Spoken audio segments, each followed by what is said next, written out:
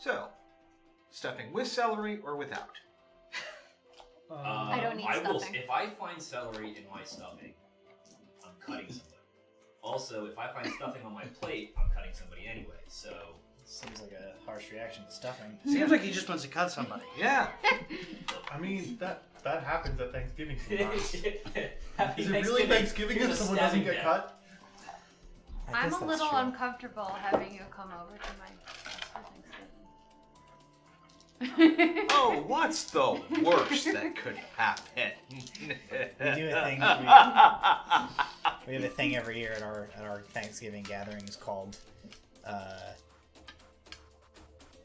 Emily's convinced that nobody can tell the difference between the gluten-free stuffing and the real stuffing.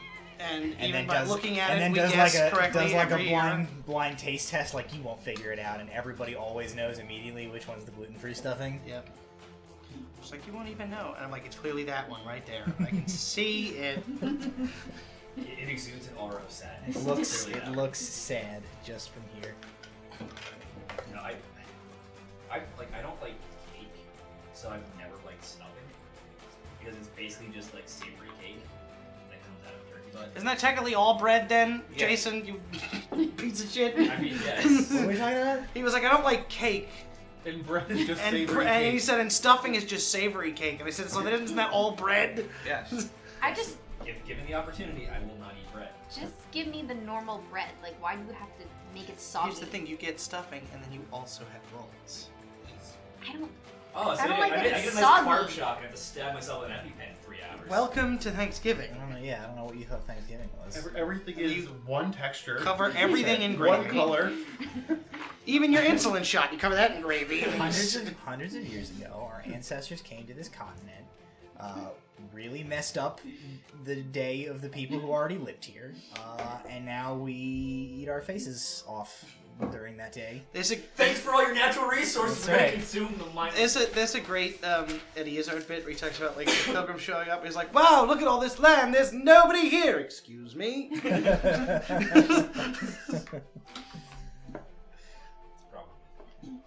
We should have made the turkey the national bird. That's what Benny Franklin was. I It's not as cool. No, it stands proud in the face of getting shot. It fights So it mailmen. can have a mate. It fights anybody. So it can get laid. That It doesn't look stands cool. proud. It doesn't look cool. It does look cool. It looks absolutely It's horrifying. great. Eagles are not nearly as majestic as they get made out to Yeah, be. that's the Eagles thing. are trash Have birds. you ever seen an eagle from like head on? It's horrifying. Yes. They also only They make just get 'em like from the snorting sun. sounds. They snorting pigs, and they steal their food from other birds. So, They- so they are it's a large... So the America of birds. It's, Is what I'm it's hearing. a large seagull, is what you're saying. Yes. Birds. That's unfortunate. Yeah. You should make the seagull a national bird. The seagull. I think it should have been like Seagull? should have been like the pigeon, like a big fat New York Like- pigeon. like- Is New York pigeon. the official It's national bird. aggressively like... Dear global community, we have decided to change the national bird of the United States of America to pizza rat. Thank you. It's not even a bird. At this point, I imagine the rest of the global community would just go, Tracks. well, this is the state of their... That makes sense. Yeah, this is the state of their education system. It's fine. Just let them go. They think the rat's a bird. I like to think that the rat is like riding pizza, smoking a cigar, and it's got like a speech problem that says, "Don't worry about it." A statement from the global community back to America. Mood.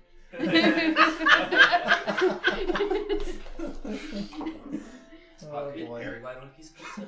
What's that? Could you just like paraglide on a piece of pizza? I mean, maybe. I mean, in this. What are the You physics dynamics of If pizza? you Pizza. believe in Pizza. Pizza Rat, you Alright, can do you need anything. someone to go back to school for pizza aerodynamics. You believe. If he rolls a high enough check, yes. But the question is, I need a really big bungee cord. does Pizza Rat believe in you? Hi, everybody. Welcome to Tabletop Legends. It's Tuesday. Spoiler alert: he doesn't. Oh Rat's boy. and Patties. I'll tell you what. Can you tell the difference between the gluten-free pizza glider Yes, and the non- because one of the Pizza one glider? of the rats is very sad looking, and the other is not. Okay. Welcome to Tabletop Legends. We had one crooked camera that I didn't pay attention to until we went live and I saw it on the stream, but here we are. It's another Tuesday, and we have a lovely continuation of our sort of intermission episode we were doing last week. We're going to wrap that up, and we're going to start our new adventure this week. So where we pick up, the group had just returned from their first official contract mission for the Collective of the Arcane Eye, where they had gone down to check in on a colleague of one of the Arcane Eye's members who had potentially had a lead on something that was of interest to the group. That turned out to be a book containing a monster that gets summoned into your reality just by thinking about it, and then proceeds to eat you and your staff. Saving some folks from that monster, bringing that book back. The group is now having a little bit of downtime back in the city of Niviria. The Collective of the Arcane Eye has deemed that particular item a little too dangerous for their personal interests, so they're calling for some operatives of the Ordinum Libri, the bookkeepers, to come and take this off their hands. Meanwhile, the party has gone and kind of taken care of some of their own business in the city. Alar had... I don't know what that means. Unrelated. The Discord is popping up, and I thought it was a comment on our show. It's not. Alar had a coincidental run-in with the mysterious and enigmatic Torian Idrian on the way to send a parcel with some of his earnings back to... Did we say that out loud on stream, who you had sent the parcel to? Yes. Yes, Mom. yes. Okay, to his mother in back in the Empire. So, you know, but you don't know. Brahm went looking for puppet stuff. That's a personal plot line we're now pursuing. Brahm's quest to invent the Muppets. Is it better than Nula's guard shipping? We'll find out. I don't know. Nothing is better than Nula's guard shipping, I don't think, as we've established. What if you ship a guard with the puppet? Oh, Find hey. that you want one. In his quest for puppet stuff, Brahm was tracked down in an alleyway by someone who turned out to be Tabitha Delker, the daughter of Member of Parliament Cartwright Delker, who he had delivered a parcel to on behalf of his super secret organization, who it turns out turned up dead a few days afterwards. Tabitha... Was it the day after? Was like a couple of days after you guys left town. Oh, I thought it was the next morning. Okay. No, it was like a few days after that. Then we would have been Yay, in big alibi. trouble. Our concept this time was ruined by that creepy house. Yes. So you guys went to the party. A day or so passed in the city. Then you guys left on your mission there. You were gone for a few days, doing that, and then you have come back. So it's been probably like a week-ish, a 10-day-ish since that party. And he turned up dead shortly after you guys had left the city. And she tracked Brahm down after seeing him have a weird meeting, a secret meeting, at her birthday party at the gala, and then saying her father had acted very strangely after that, and then turned up dead. The popular consensus throughout the city officials, was that he had killed himself, but Tabitha believes otherwise. She thinks he was murdered. Walter and Nula had a lovely stroll through the city with Miss Namara Utumba, and they did some errands with her, had a bit of an interesting day themselves, and Kel did a bunch of reading and got a very strange letter from his pal over at the Mythlindian Royal Library. And where we pick up tonight, we are in the apartments of the Collective of the Arcane Eye. It is after dinner time, maybe 9:30-ish at night, and Tabitha Delker has arrived at the apartments of the Collective of the Arcane Eye after arranging with Brahm to come and meet there. to discuss the fate of her father and possible leads into what happened to him. So that's where I will turn it over to you. You're in the sitting room. Both Dimios and Colin have left. Namara is still in the room, just kind of quietly observing the conversation. And at this point, Tabitha has sat down and is essentially waiting for Brahm or somebody to start talking. Okay. So, what is it exactly you want to know? Well, in the long run, I want to know who killed my father and why. In the short term, I would settle for what it was about this package that you delivered to him that might be related to that. Well, I can tell you that what was in the package was information on troop movements for multiple sides. What sides? Your father's people, as well as the enemies of those people. Sort of real weird stuff that a guy like your father, who is a high up in government, would need information on his own troop movements. A point he brought up to me as well. So, somebody gave you a package containing government intelligence on troop movements. Correct. To give to my father. Yeah, he wanted them. I don't know what he was supposed to do with them, but he's the one who requested them. She kind of shakes her head. She says that none of that makes any sense. Why would he? Look, I don't know, lady.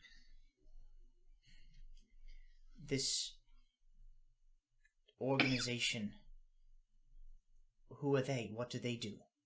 What was his involvement? What's your involvement? I'm not exactly sure what his involvement is. I think he was essentially the group that I work for does favors for people. I think your father was getting one of those favors. What we were going to get from him in return, I don't know. I'm essentially just a messenger in this instance.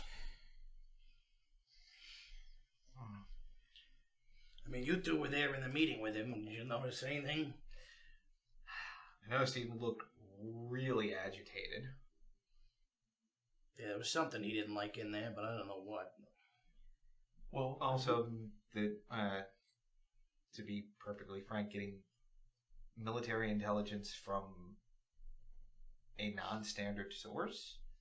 I'm not being government, but I assume that a member of parliament for the capital city of Mithlande probably would be able to get some access to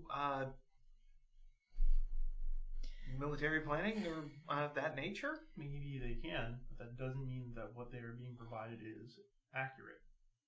Could it be that the troop movement was nonsensical and it had a hidden meeting? Could be a secret message.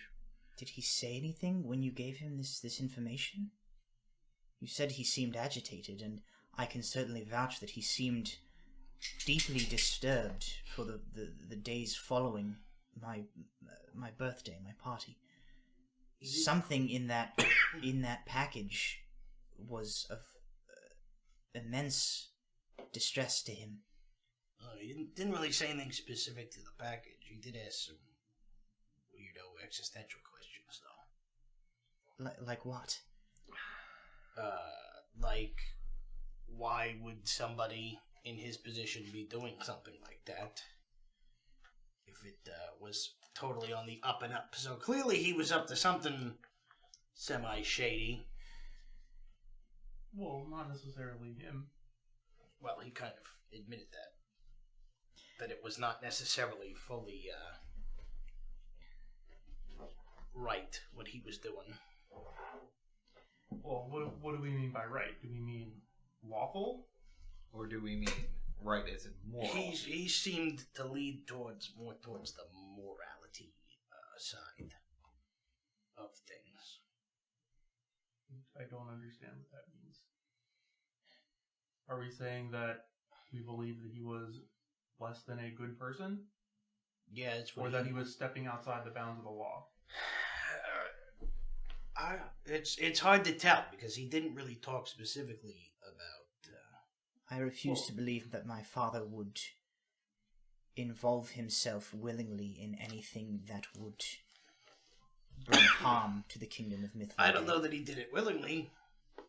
His reasons were his own. Maybe he had no choice but to do whatever he was doing, and he was really not happy about it. But I mean, it seems more likely to me that perhaps information is being hidden from Mythlandian officials. That seems like a more reasonable motivation for someone to step outside the bounds of official Mythlandian channels. Tabitha sort of nods. She says, I can see that would make sense. And you said he was distressed by what he read in those papers, and he began speaking to you of morality? Yeah. It's very possible that your father was looking into something that was not so great going on in the government. So maybe he had to use some outside means. Maybe he was onto some sort of corruption or something, and that's what got him whacked. She seems to be more accepting towards that line of thinking than she was towards the suggestion that he was, like, crooked. He clearly she thinks highly of her father. Didn't seem to be happy about having to do it. Were there any odd visitors prior to the party? She just points at Brahm. She says, you were the odd visitors. That was the lead I tracked down.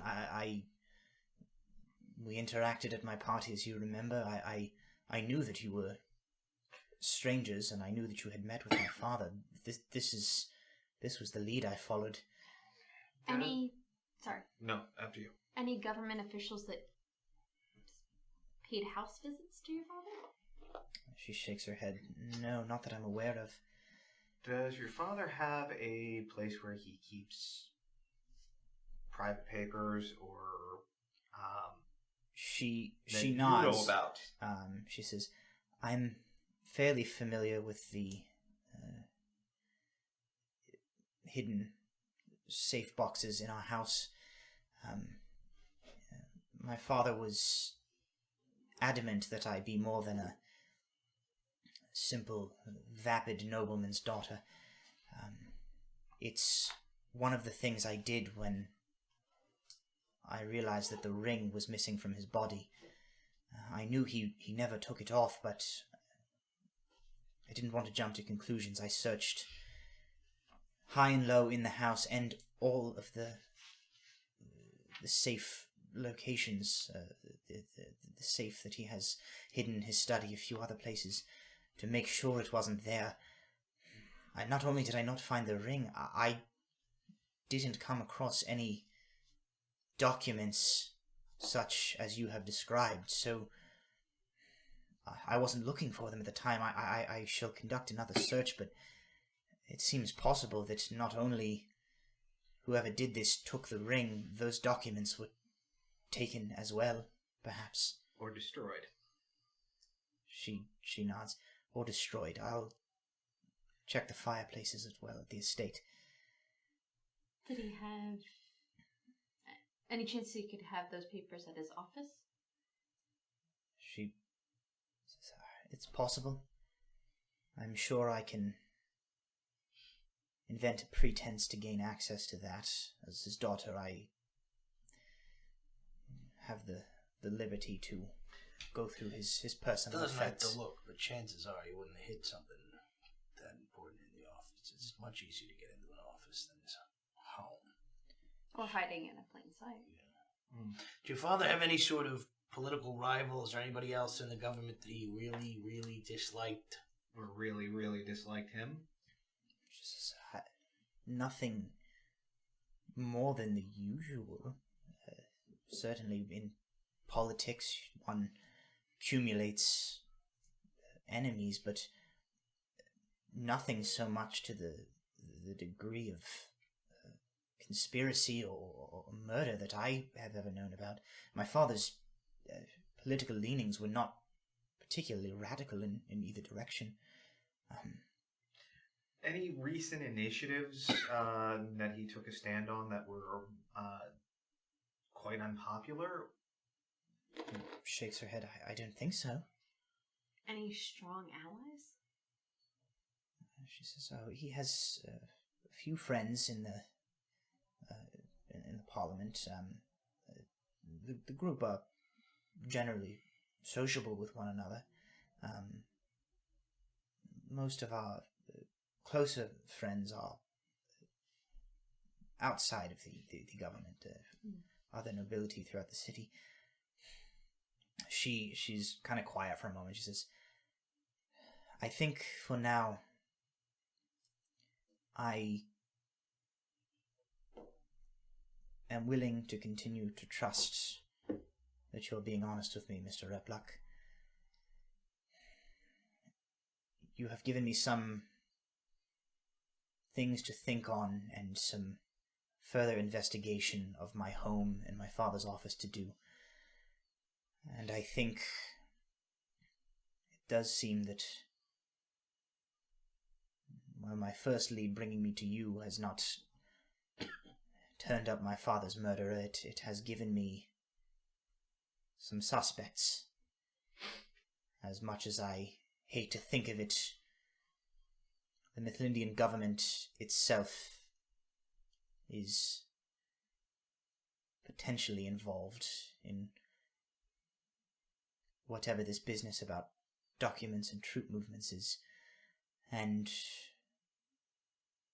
the other suspect, as far as I can see, is this organization of yours, Mr. Replak. Are they the type of people who would assassinate someone?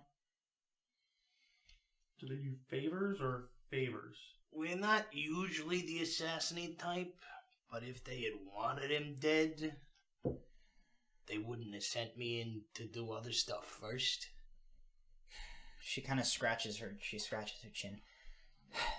The way that I see it, based on the information that you've been able to provide in your own insights, is that either my father was involved in something outside of his official duties that he got in over his head on and fell upon the wrong side of the government, though I find that hard to believe. He would have been brought up on charges and arrested officially, not had a suicide staged in our home.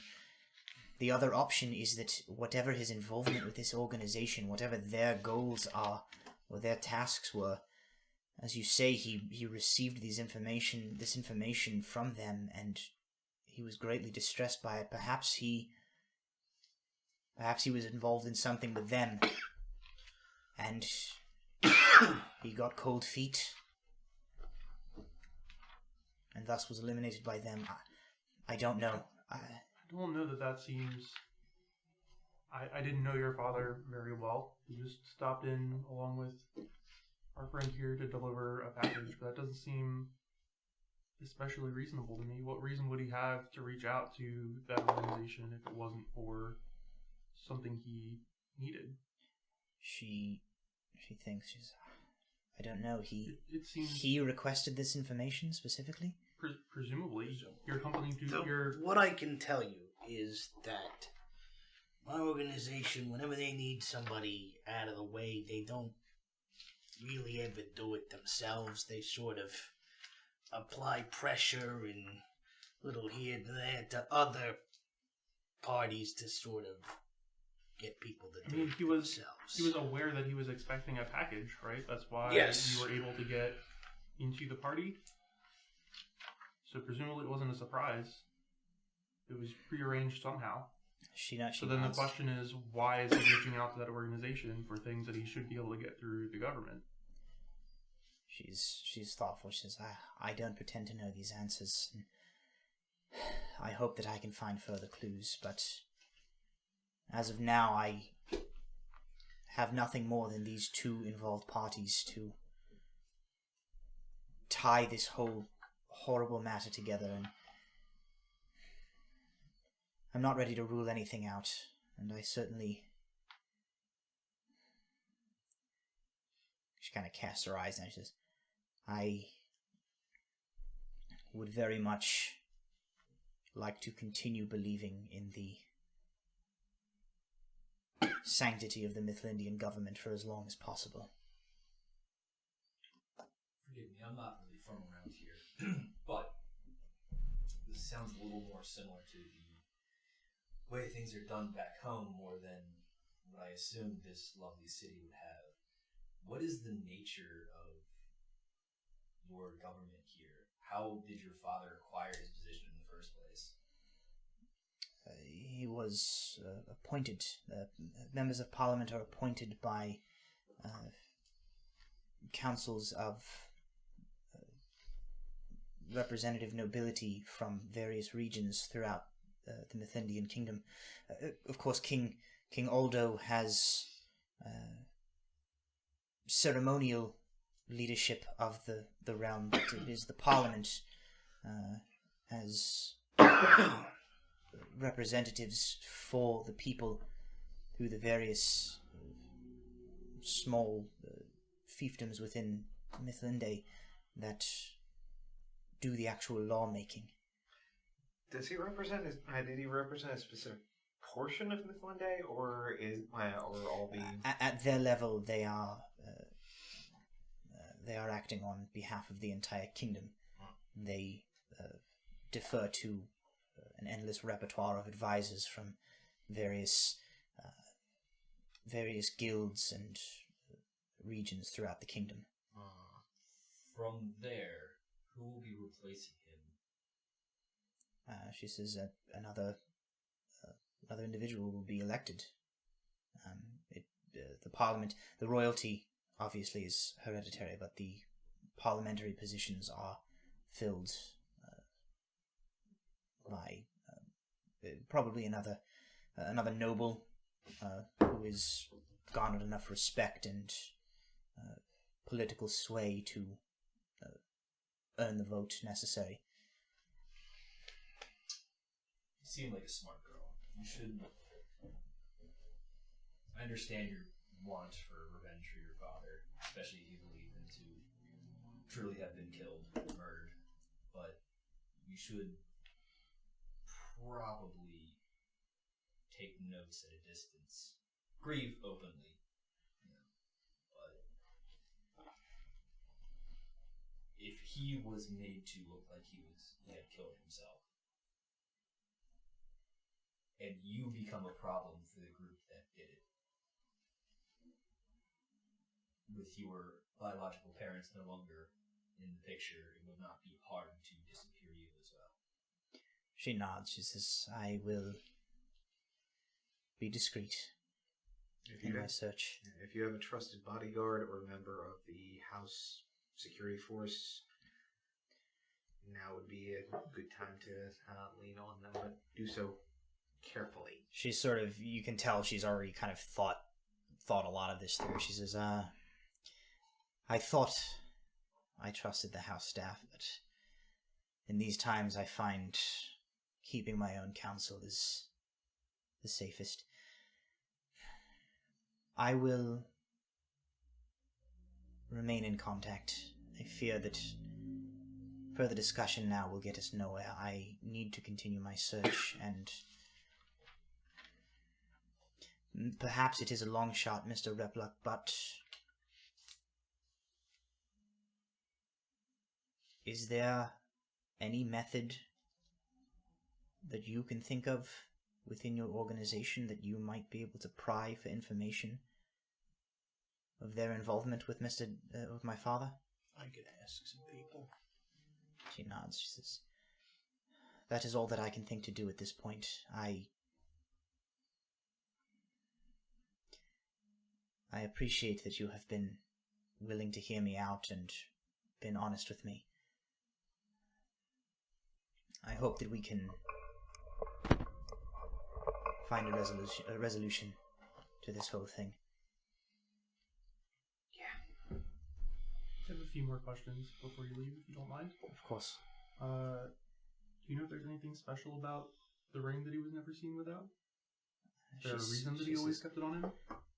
He has worn it as long as I can remember. I am not aware that it held any significance. It wasn't a gift from my mother or anything of that nature that I know of. It's just something he always had, and I never saw him without it. It bears no significance within the government or anything of that nature. So then a question that I would have if I was you is, was that because it was sentimental, or because it was magic, or a key, or is it just you believe that someone killed him and they took something that was precious to him as proof?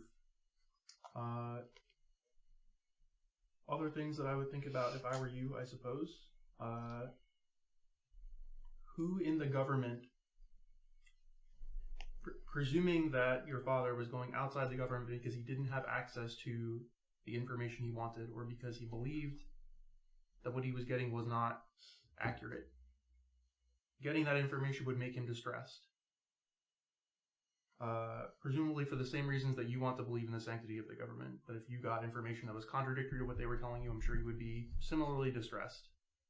Who would be upset about him having that information? Finally, how did they find out that he had that information? There were not particularly many people involved in the delivery of this. There are not that many people who could care about it. There aren't that many people who could know that he had it unless he told them.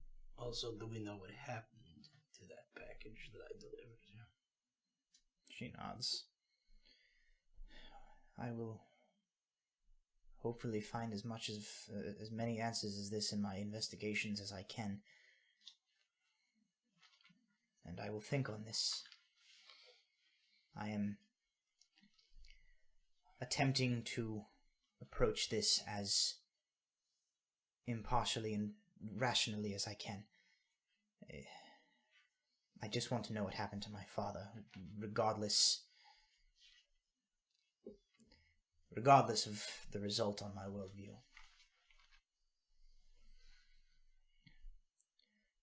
She kind of goes to Sam and says, was there anything else before I take my leave? Watch your back. Be very careful. Especially going home tonight. It is rather late.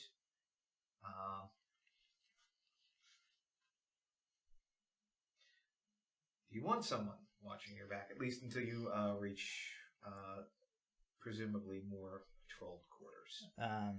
She says, no, thank you, but I think I'll be fine.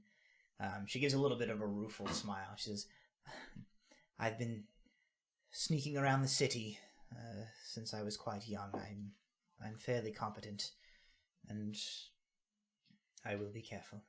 If it helps at all, I believe it was the butler, Bromley, who let you into the parlor. She nods. She says, that makes sense. He's the steward of the house. I don't know that I'm ready to put any questions to him directly yet. Mm-hmm. But he would have been the only one who had seen Brom and your father discussing together. I don't know that you have time to not be prepared for things anymore. The world is not kind, and you've been put in an unfortunate position. She nods. She says, I'll keep it in mind, but as you say, I don't know who I can trust at this point. I don't want to ask any questions that could tip the wrong people off that I'm conducting my own investigation by accident. I should think that Bromley is a trusted servant of the household, but as you said, he is perhaps one of the only others in the household who knew that you met with my father. Until I can be sure of the safety or have no other recourse, I'm treading carefully around anyone with information that might be harmful. There's a group we've had interactions with in the past, and I think they're sufficiently subtle that they might be worth hiring on to help you collect information. I don't know if they work out of this area, but they go by Rogers and the Boys. They don't seem to be willing to kill to get what they need, so... I mean, well, I'm sure they would, but that's not their primary mode of operation. They're also not all boys, just heads up. They also don't really like us that much. So Yeah, we're not. That might not be the best Definitely don't plan. use This is not a direct referral, Yeah. but I believe for your needs, they may be hireable to help you recover the ring if you can get a sufficiently detailed description. She sort of nods, says, I will look into that. And she kind of she stands up and kind of begins to make her way out. One last thing. Yes. You should probably think very carefully about what exactly you want from us and what you want our involvement to be moving forward. If you actually believe that any of us are dangerous enough to have killed your father and gotten away with it, perhaps seeking this group out might not have been the safest of things to do. She has like a kind of a grim expression on her face, and she says, I believe, to quote myself, when I spoke to Mr. Replock earlier today, I have to find out what happened, and I don't know if I can trust anyone. And for now, I am choosing to trust you because I see no other path. That may yet find me at the end of a rope, same way it did my father, but the alternative is to do nothing. As for your involvement, you owe me nothing. I ask nothing of you. I thank you for your willingness to discuss this with me and help in the capacity that you have. I would not ask more from you than you would be interested to assist me. I'm simply looking for answers, and if my investigation takes me beyond your knowledge, your involvement, then I should be happy not to include you any further.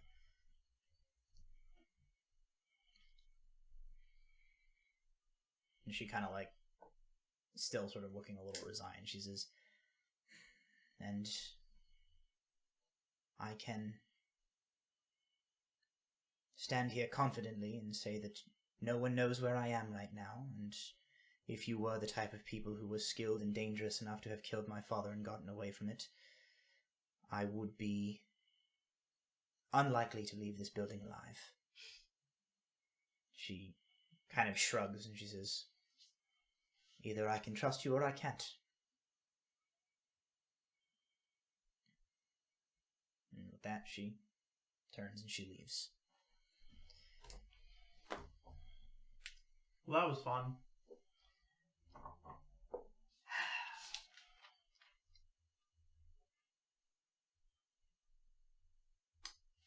What does Nemoris think of all this? She's been very quiet this whole time. She says, well, that was certainly something.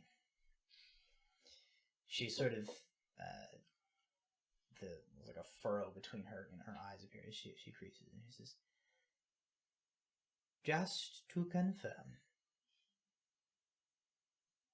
you did not have anything to do with her father, correct? We have an alibi, and you know it. She nods. She says, of course.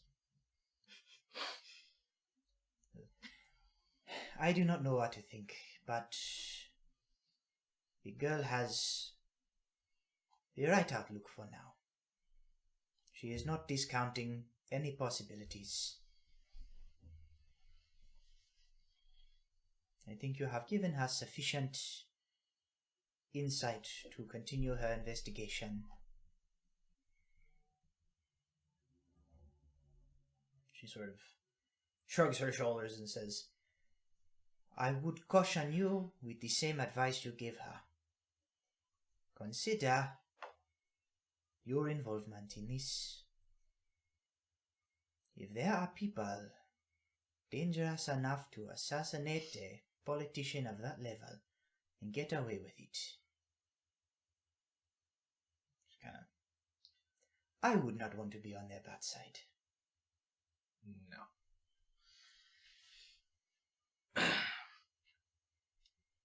And then she stands up, she's, and with that I'm going to bed. She just sort of drifts out of the room. It's a good thing we're not very important, right? Hopefully we've stayed off of people's sightlines thus far. What time is it? Oh, speaking of 10 o'clock-ish at this people's point. sightlines, Alar touches one of his fingers, the ring of alchemy reappears. I brought this with us on our last adventure, just in case we might have needed it, but we do need to decide whether we're going to be returning it to the sexton or not. I still think that we should. I do too. I do think, however, we should write him a letter strongly suggesting that he send it to his kin in the Eudora Mountains. So, What he does with it is up to him after that, but in speaking with Master Coppercattle, I hate to say it, but perhaps Rogers and the boys weren't completely off the mark. I mean, things are rarely black and white, but it's not for us to decide what the dwarves do with their ancestral. No, it is not. All we can do is encourage them to make the right decisions and let them do what they will. If you want, I'll spend part of tomorrow drafting the letter. Everyone can look it over, and we'll send it via courier to back to the village. Is it easy for someone to get from Krasidur to here? Probably not, right? Did it go long? The dwarves don't exactly like. Depends who it is. I mean, so there are I'm just certain thinking. courier services that you can employ to get something to Krasidur. I'm just thinking I don't necessarily want to trust that with a courier. I might feel better about asking him to get someone sent here or to arrange a place where we can meet them and easily get back to here rather than just sending it via courier and hoping for the best. Fair enough. Only you guys had a connection within the party who had sway with an extremely reliable trading and shipping corporation. Reliable, sure. Trustworthy. Trustworthy is what I'm looking for. Moxham's, despite how shifty Walter is, Moxham's, would be common knowledge. Moxham Trading and Mercantile's reputation is built on the fact that they're when you send something with them, it gets where it's supposed to go. And if the shifty part is if somebody tries to mess with their contracts, bad stuff happens to them. But you see, I am a paranoid gnome That's with true. authority issues. That's true. They protect their clients' product with extreme prejudice is sort of Moxham's MO. Like I said, thing happened earlier today. It's not surprising where I'm from. It's anyway, it's not a joke, but I do need to go to the head office tomorrow to confirm a few things. First thing in the morning, I can drop it with them and have it shipped direct.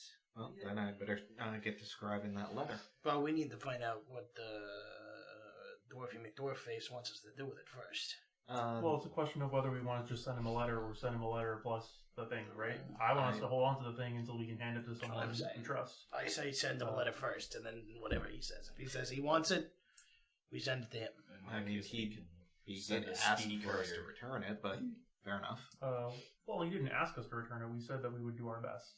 Fair enough. and not necessarily return it to him.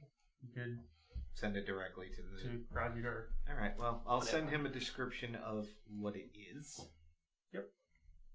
and our recommendation that it should go to his kin. Or him if he just wants to keep it. If he does want it directly himself, we'll send it back to him. Alright. So for the sake of brevity, let's get sort of a run. So you're gonna send a letter. You can also fun world tidbit. You can send a messenger sparrow. That's a thing that works in this world. Right. They have very much like a public post office. You can go to a place and pay a fee, get one of these birds. Mithlin Days, like the official Mithlin Day ones are actually sparrows. The colloquial term for them is always messenger sparrow, but like different organizations have different types of birds that they use for this. Mithlin Days actually are sparrows. You can, essentially it is like it's an animal that is like specially bred to be able to use the animal messenger spells. So you can like send this message. See how many words I have Are to work you with. going to keep In this world, it can be longer. Which organization has which birds for our inevitable post-fraud needs? I know what organization has So what. I'm birds. asking if she's going to Now keep I track. will. Nah, she will. What is this organization's Postal called? fraud is a Mid- very Mithlin Mithlin Day, Day Post the Office. Royal Mithlin Day. Most of the like official like governmental ones use like the bog standard sparrow.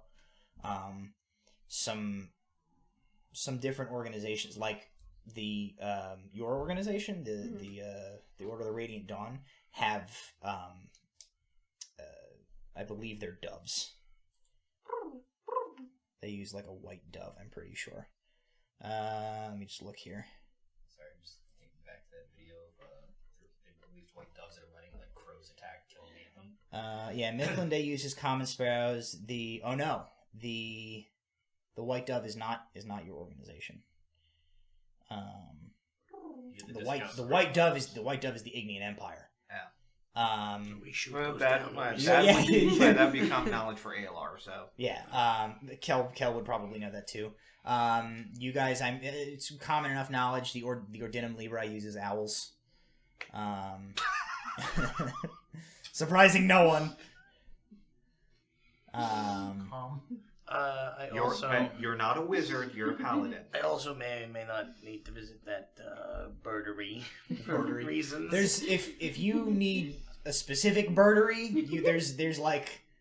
Well, I assumed I'd go to that birdery and be like, "You got any special birds, man?" Nah, there's like a. It's almost, think of it like Assassin's Creed, where you go to like the special place where there's like the bird box that has the ones you're looking for. I assumed it was either going to be that or it was going to be like the flash. I need a bird. Secret handshake. Yeah, like you got any special birds? Wink, wink. So, because I do want to like put a bow on our like our intermission thing here. What does everybody want to wrap up before you guys leave the city? I need to go to the head office to make sure I'm not in trouble for the from their perspective, the assassination of somebody, and to try to fill them in on the the happenings that we're aware of. And the contract you got signed. I would like, after sending the letter, to make a request of the three members of the Order of the Arcane Eye, if I may look at one of their spell books to scribe a ritual into my ritual book. Detect magic? Okay. I think I just... No, I don't have that in mind. I have that. I So, don't have rituals. odds and ends here, I think the only like main thing I have to is go to the library. if you want to go to the library. I'm going. Okay. Yeah, I have Can to go. So- I have to go to You special. can look- I have yes, to go you to can. special birdery. Okay, so for this half of the table, we'll handle this quickly. Okay. You're able to do your thing. You're able to go. You're not in trouble for anything. They don't think you murdered a parliament member. Okay. Um, I'm not gonna ask you. I'm not gonna ask if they did. I don't want to know that. you sort of send, you kind of send off your standard reports. You guys are able to go to your respective places, send your messages. Okay. you're sending a message to Sexton the sexton in Stone Mill saying we got it. What do you want us to do with it? Yes. Also, this is roughly this is what it does. Here's what it does. Okay. I'd recommend your kin in the Udor Mountains. I shouldn't say we. Okay. And then what's the message that you are sending? My message just says, what do we know about Cartwright Delker? Okay. Cool.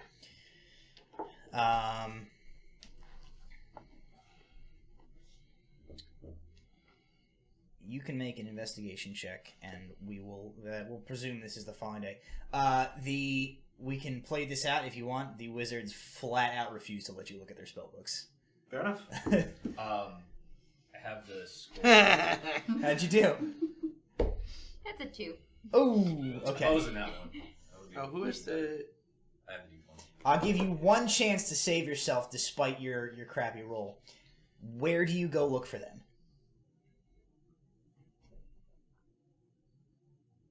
That's 3 different sections at the same time. It's that Is gate, that that the gate gate? where she Yeah. first saw them. The gate where Yeah. you first saw them. Okay. That's where they are.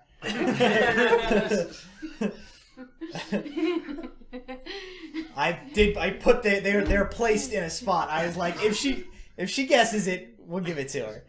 I run into them. We like, will come literally. back. We will come back to that in a second. We'll jump to the following morning.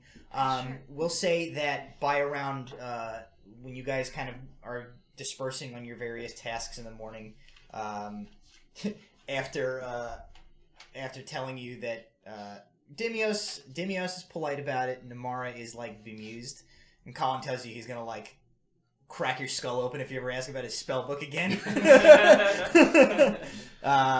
You learn the lesson. Except he won't ever remember it. He won't remember. So you can ask him as many You can times just as you keep want. asking him. And keep threatening you. Unless you see him write it down. Yeah. No. Oh, it says, I'm supposed to crack your skull if you ask me about that. No, I am not risking him being ticked off enough to go stomping off to his book and writing that down. Nope. Do I have time to transcribe the other ritual spell that I got off the scroll? Life transference? No. They're the ones working on that. I know that's probably not ready yet, but the other scroll of butterflies, keep the corpses from being rotty. Oh, Sure. Yeah, that's fine. You Okay, can just add that. certainly do that. Keep the corpses from being And then rotty. just Is that in the deduct player's whatever the handbook? cost of like the rare inks is from it's your 50 spell. per spell level. It's expensive. They managed to arrange a transport to the Valondan City of Odrikholme at around lunchtime today. So you guys have like the morning to kind of do your business and then get back together. You can like debrief with them and one then healing they'll send you potion. off. So standard rate. Yep, standard rate. Okay. And you would know from like Walter and Nula that you can go to the guild quarter and go to the essentially like the mages guild there and pick them up there. It is no wonder I have a debt problem because I am burning through money. You, sir, head to the library. Yeah. Dun. Thought he meant me. Nice preparing. He called you sir. Well, I mean, Paladin of the Order might be Could be a title. SER. Your lizardiness. That's right. Your lizard hiding in this. Draconicness. Alrighty. Where are we? There it is. Okay. So you go with your parcel and a.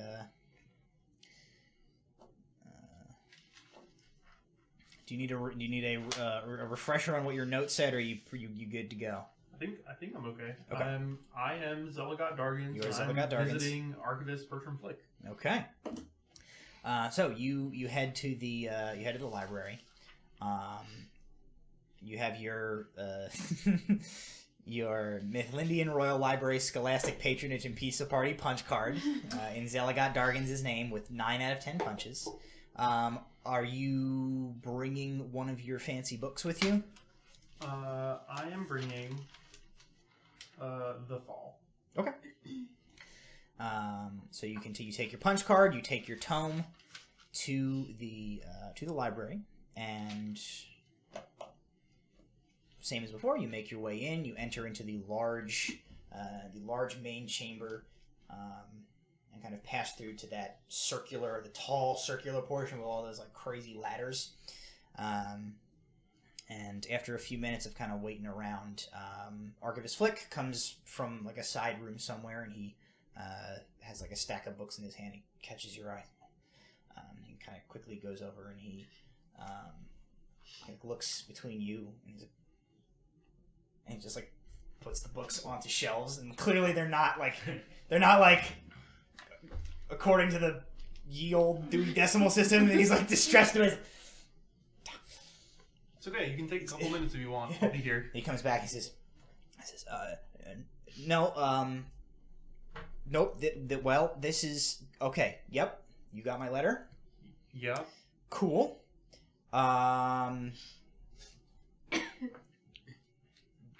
You got a book?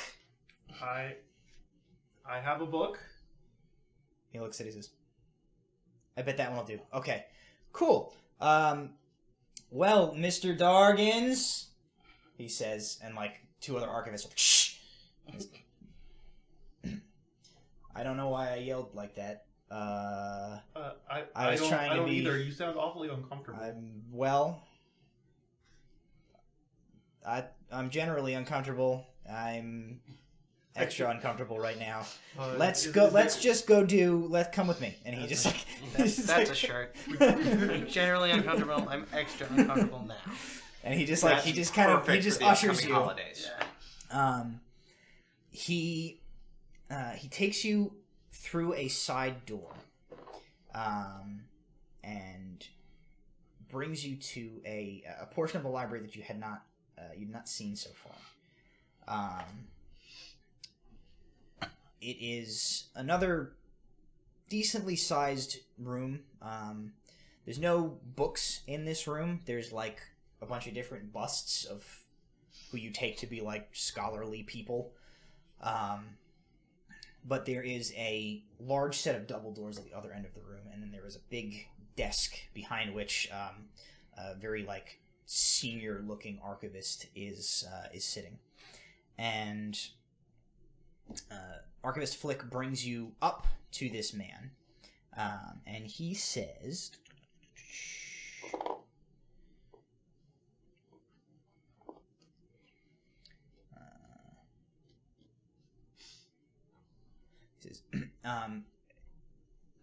hi. And the old archivist is like, good day, Archivist Flick. He says, good day, Archivist Larkin. I have... He, like, gestures, and then he's like, I have Mr. Zeligot Dargins. He is a patron of the Mythlindian Royal Library Scholastic Achievement and... It's too long. What? He has a punch card, and he has his 10th book. And Archivist Larkin leans over his counter and says, I don't believe I've encountered you before. I must never have been working the desk during your other donations, but you say you have your 10th book. Yep. I'm sorry, I'm just picturing. And Flick is like holding up a book, and you can't. All you see is his hands, and There's just ears on either side of it. yeah. You're like, yup. Flick's like, yup. And Larkins is like, yup. Okay. May I? And he reaches out to take the book from you. He takes it. He says, the Fall. He says, I haven't read this in years. He says, the library does have a copy of this already, but this is in very good condition. This is certainly adequate to account for a stamp on your card. He says, may I see it? And he takes it and he looks at it. And he puts it on the desk and he like rummages in and he pulls like a humongous magnifying glass out. And he's like, yes, that all appears to be in order. And he puts it back under the desk. And he just like he kind of takes the card and like he puts it somewhere under his desk, and he says, "Well, Mr. Zeligot Doggins, I am happy to award you with in honor of your collection, your addition to the collection of the Mythlindian Royal Library. I am honored to offer you patronage to the official patronage to the Mythlindian Royal Library." It says, "If you should so desire to pay a perfunctory set of membership dues, you can be granted," and he gestures to the doors behind him, "be granted access to our archives." And what are those perfunctory dues? He And says- at what frequency? He says the cost is 15 gold, and that is a quarterly fee. I will gladly pay my dues for the year. This is spectacular. He takes out a little ledger book, and he writes like 15 gold 4 times. Puts like a first quarter, second quarter, third quarter type of deal. He says, "Very well. Then if you have the 60 gold," and he goes down and he pulls out a little like velvet bag and he opens it up. And he pulls out about yay big, slightly larger than like a gold dragon, a gold piece. It is a seal that has the Mythlindian Royal Library's like emblem on it, and it is appears to be made out of brass. He says, "This crest will gain you access to the non-restricted parts of the archives at your leisure anytime you are in the city." Very good. Who do I speak to about assistance finding things in those sections? He says, "Any of the archivists are fully trained to navigate those archives." And next to you, Flick is like, "I would be happy to take you on a tour of the archives right now, Mr. Dargins." That would be great. That would be great, Bert. Can I call you Bert? Yep. Yeah. Well, I actually don't love that. I said yep, but I wish I hadn't already. This is my nightmare. Can Archivist Bert it is. And Archivist Larkin is like 60 gold, Mr. Doggins. Yes, here. Pay him. He hands you that seal that will grant you access to the archives. Funk. And he says, Come on, Andre. This is a really inconvenient way of identifying who's allowed to be here. Miscellaneous violence. Seals are not quiet. Nor are they small. He says, but if you train it well, it will balance your stack of books on its nose while you're reading. You're small enough to ride it. Do it. He says, "A few rules before you go into the archives, Mr. Doggins." Yes. He said,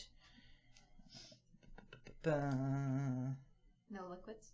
no liquids. That is one rule, yes. No running. Preferably no running.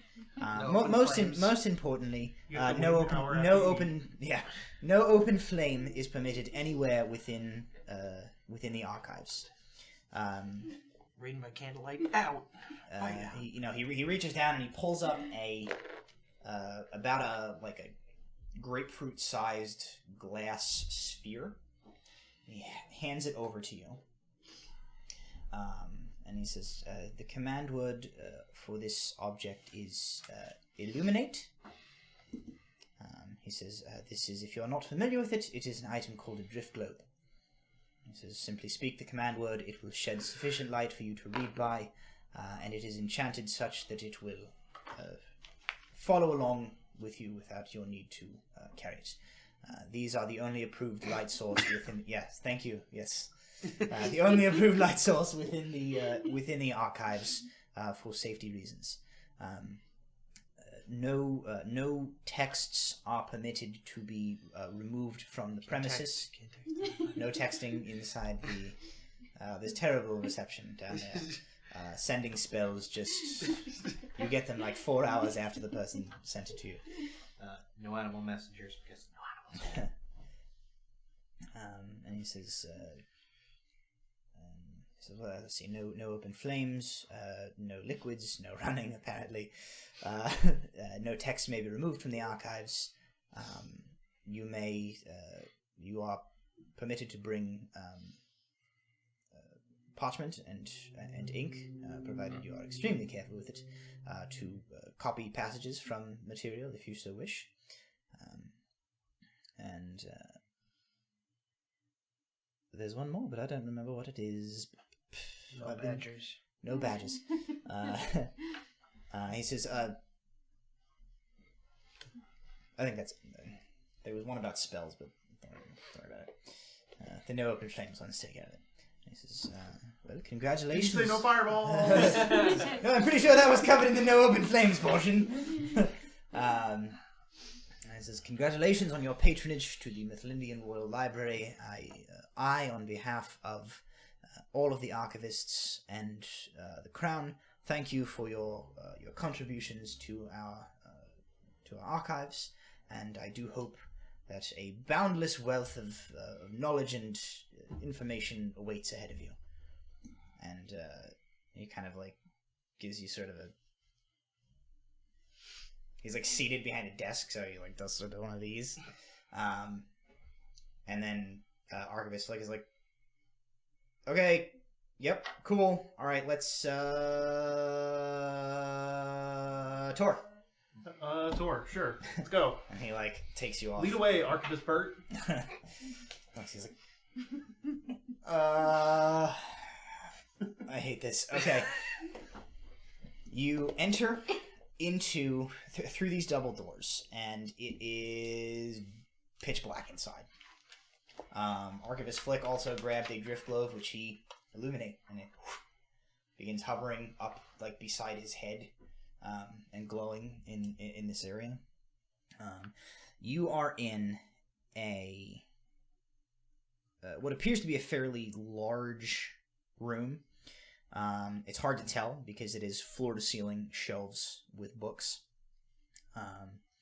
He kind of walks you through a little bit, and you discover pretty quickly that like the circular, like tall portion that you had been in before above ground is only like a fraction of this building.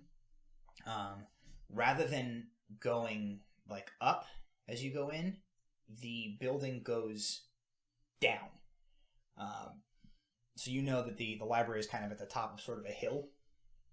You get the impression as he's like leading you around a little bit that this the actual like vaults of the archives of this library are like most of the topography of that of the subterranean portion of that hill is actually consists of the archives. There is like a kind of a gentle breeze going through the whole place as you walk around. And though you can't really see it there, you can definitely tell that there is some sort of a ventilation system in place here that is moving air through the whole place, keeping like the humidity low and the temperature like fairly regulated. And every once in a while you'll see like the light of another drift globe somewhere throughout here.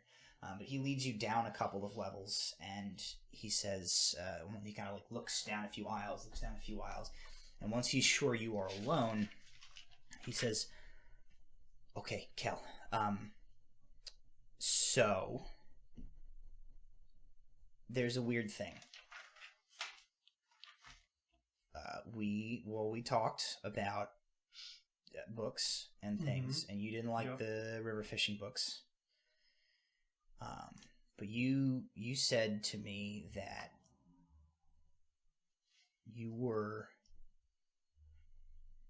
you said to me that you thought that information would be less dangerous if it wasn't so jealously guarded.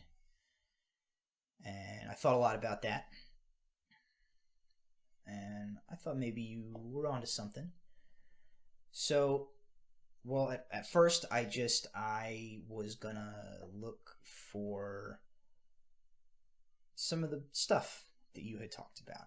We were talking a little bit about dragon lore, and so I had like a peek into the archives, and then I had a really in-depth look through the archives, and then I've been looking through the archives for dragon books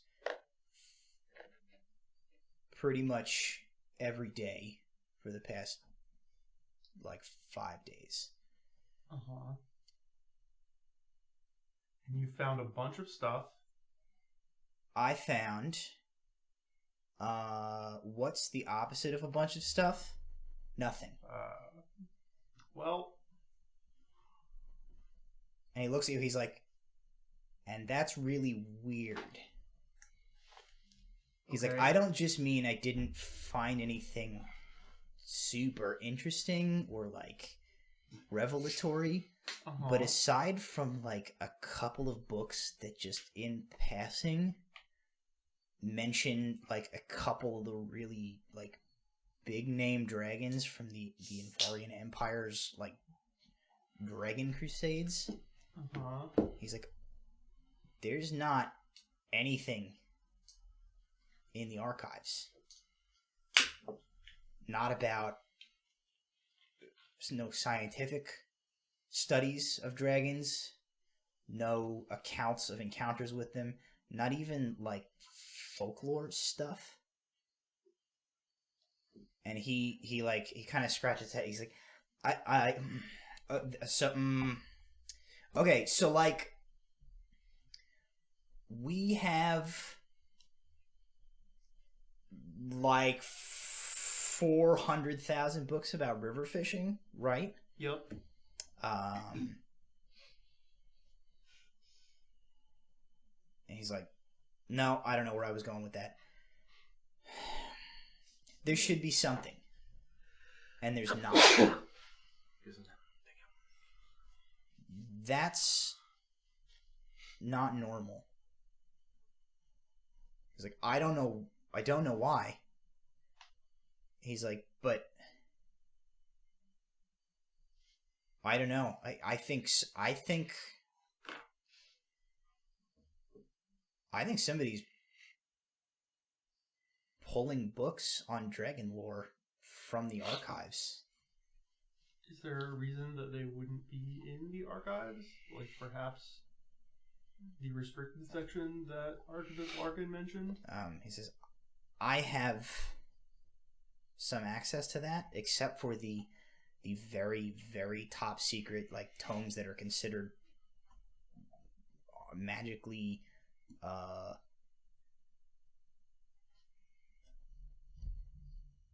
Got it. Okay. He's like, Jack Sparrow? Yeah, that's right. He says, there should be something. Even he says the scale of these archives, like there should be something. He's like, I don't know. Just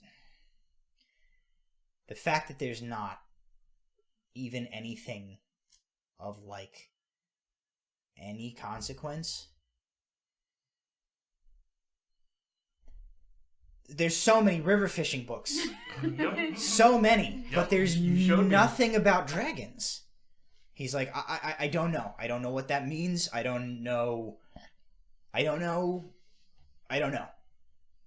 But there's nothing, and I have never seen that happen before, where there is a subject that I can't find. It doesn't necessarily always happen to be useful information, but there's always something. The amount of data that is in this building, he says, I don't know. It just seemed really weird to me. And after we had that conversation about hiding knowledge and things being made dangerous by attempts to censor them, and then I look at one of the subjects you're interested in, and there's nothing in the archives. He says, I don't know. Something is weird, and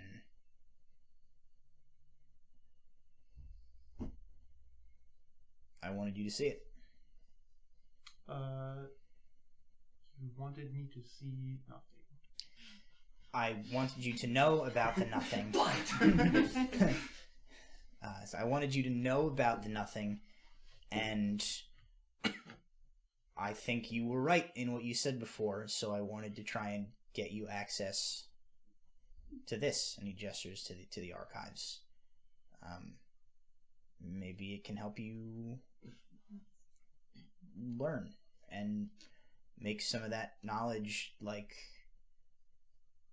I don't know, less scarce?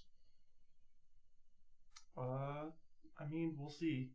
I was hoping to solve some personal problems first, but that seems like it's going to be difficult. He's like, there's like a self-help wing. No. No. Not that kind of problem. Okay. But He's like,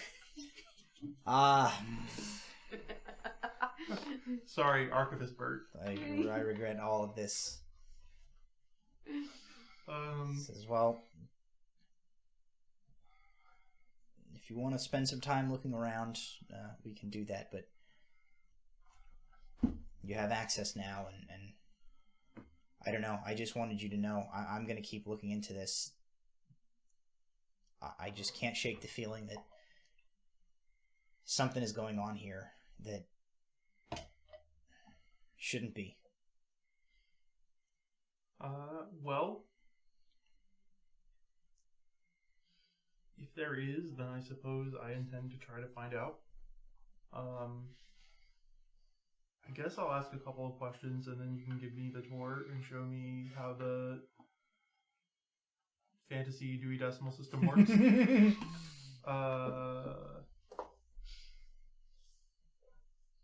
How does one get access to the restricted and top secrets restricted sections? He says, those... Is there another punch card? He says, they don't have a punch card for those. You Okay. have to be a pretty high level government employee. He says those are books. He says there's a reason that those are restricted. Those are books that are legitimately dangerous. They're books with By who? dark magic Okay. in them, things like that. He kind of like looks around and makes sure nobody's here. He's like, there is definitely a book in that section about cooking and eating people. Uh-huh. He's like, it's real messed up. There's messed up stuff in that section. It sounds like it. She's like, he's like, you convinced me on this stuff, but that's bad stuff in that section. Yeah, it sounds like He's like, it. that's why there's a reason they All right. locked that up. So you've done me a solid, so I'm going to believe you on there not being anything of interest in there, and that there shouldn't be anything of interest in there. Let's do a tour. And then see what happens. Yep. Okay. And he just takes you around.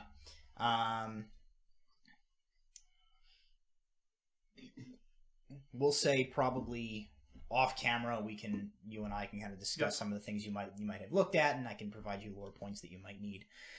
Needless to say, he kind of shows you around for as much time as you're able to spare before you have to get back to the collective to brief with the group and get ready to leave.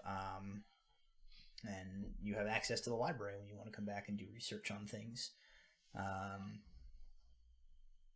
And before your parting ways, he basically says, okay, so you guys leave the restriction section. You're kind of making your way back out of the library. He's like, okay, well, it was a pleasure doing business with you, Mr. Dargins. And a bunch of archivists like, shh.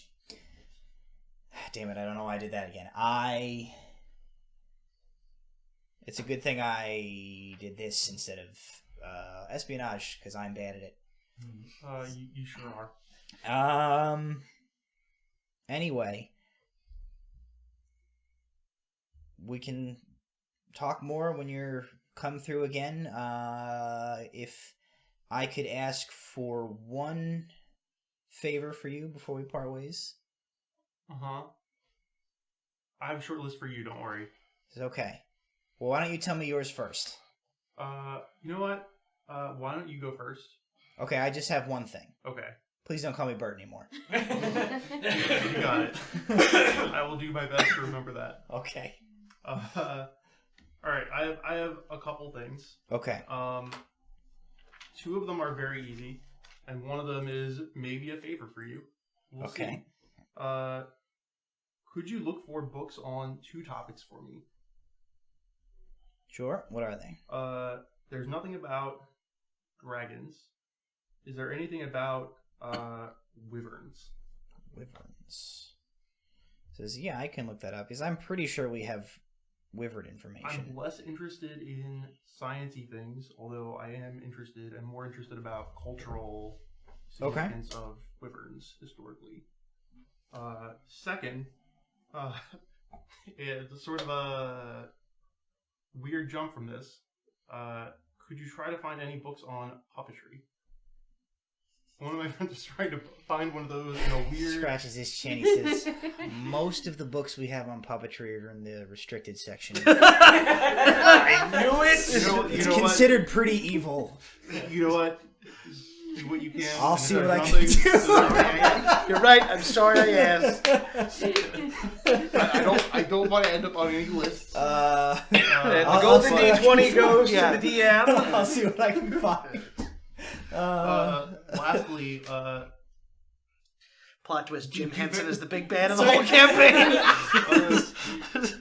Do you get very many people who go through the punch card program? He says, not really. You guys do a really bad job of branding. You should probably do a better job of that. He says, Also, you didn't get a fucking pizza party. He says, well, all of the fantasy Pizza Huts went out of business, and can't. He says a lot of most of the people who gain access to the restricted sections do so either through the universities or through that punch system is not the only way to gain access. Yeah, I'm just saying you might get more engagement from the Midlandian community if you had better branding. He's like, I'll talk to I'll talk to the archivists who run our Twitter. It's a series of messenger sparrows that they just send. I mean, they send out. I've only had like half a day to think about it since I got your letter, but I did write this down. We'll see how you feel about that, and if you get any traction on that, that is all yours. I was not involved in it. You could have that. Sorry, this is just a drawing of dicks. He looks at it, he says, okay, well, that's better. Sort of. It's better. It's something. It's an acronym. It is an acronym. Incidentally, a lot of books on acronyms are in the restricted section too. They're just below puns on the evil forms of wordplay meter. It says I can just below slam poetry. I will see what I can do about this, but I will definitely see what I can do about those books for you. Okay. And he kind of nods. His good to see you, Mr. Dargins. And one of the guys is like, would you stop it? Bye. And he just goes off. Alrighty. Bye, Bert. Under my breath. You hear him like bump into a table and you say Bert. Somehow he like sensed it in his bones. Oh god. Oh my hip. Oh, it's gonna bruise. Kelsey get bludgeoned to death by the drift globes. Do not anger an archivist. They'll get you.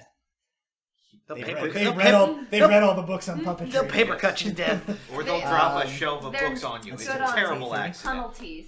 All right, let's. You're off the show. What was that? She said You're they're good good. on penalties.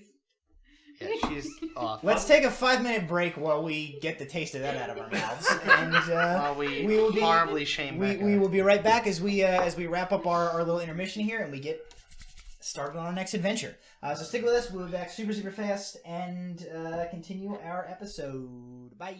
Hey there, everyone. Matt Palmieri here, your host and dungeon master. Thank you for joining us for tonight's episode of Tabletop Legends. I hope that you're enjoying the show so far. I know I am. While myself and the rest of the gang are refilling our drinks, stretching our legs, and relieving ourselves of the pee that we've been holding in for the last 2 hours, I wanted to take this opportunity to talk to you about our sponsors here at Proficiency Bonus. First up is Little Dragon Corp. Little Dragon Corp are purveyors of fine gaming dice, as well as all sorts of other tabletop gaming goodies. They've got a huge selection of polyhedral dice you can choose from, and prices that you couldn't shake a stick at even if you had a +1 stick of shaking at your disposal. They recently released their line of Birthstone dice. They have new metal dice sets available, and they are constantly coming out with new products. If, unlike Becca, who we have to physically restrain from buying dice on stream once a week during our ad read, D&D dice are not your thing, they have definitely got some other cool stuff you can get your hands on. They've got spell cards, they've got gaming accessories, they have a whole bunch of other tabletop style games that you can order right to your door. If you want to check them out, you can type !Little Dragon into the Twitch chat at any time for a quick link to their store. Or just go to your favorite web browsing apparatus and you can go to www.littledragoncorp.com. And remember, if you do purchase anything, tell them we sent you. You can use the code BONUS at checkout for 10% off your order. If you'd like to buy, 11 sets of dice, it would be like one of them would be free. That's probably not how math works, but, I just don't think about it too hard. And, go check them out. LittleDragonCorp.com for all of your sweet dicey needs. I'd also like to thank our sponsor, Marble Moon Studio in the 8th House. They are an independently owned, ethically sourced, witchy lifestyle and home goods shop. Their goal is to support small businesses and create a safe, inclusive space / community for witchy folks.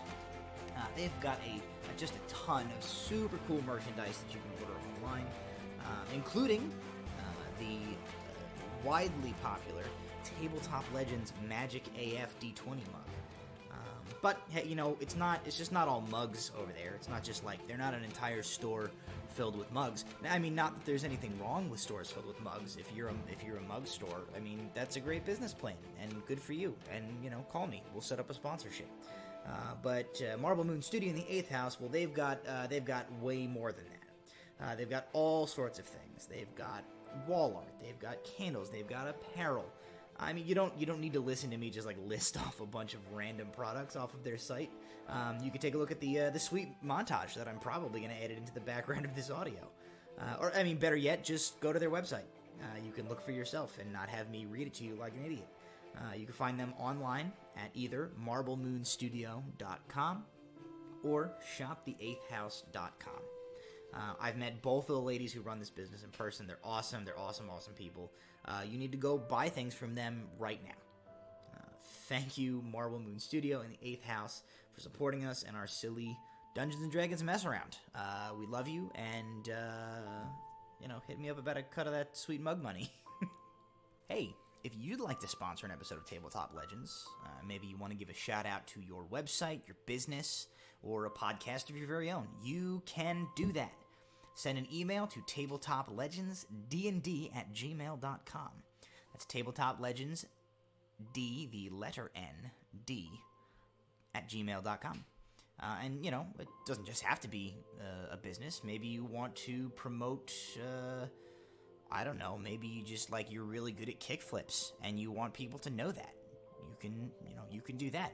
Maybe you have a friend and your friend watches the show and you want to hear me call him a doo-headed fart baby over the internet.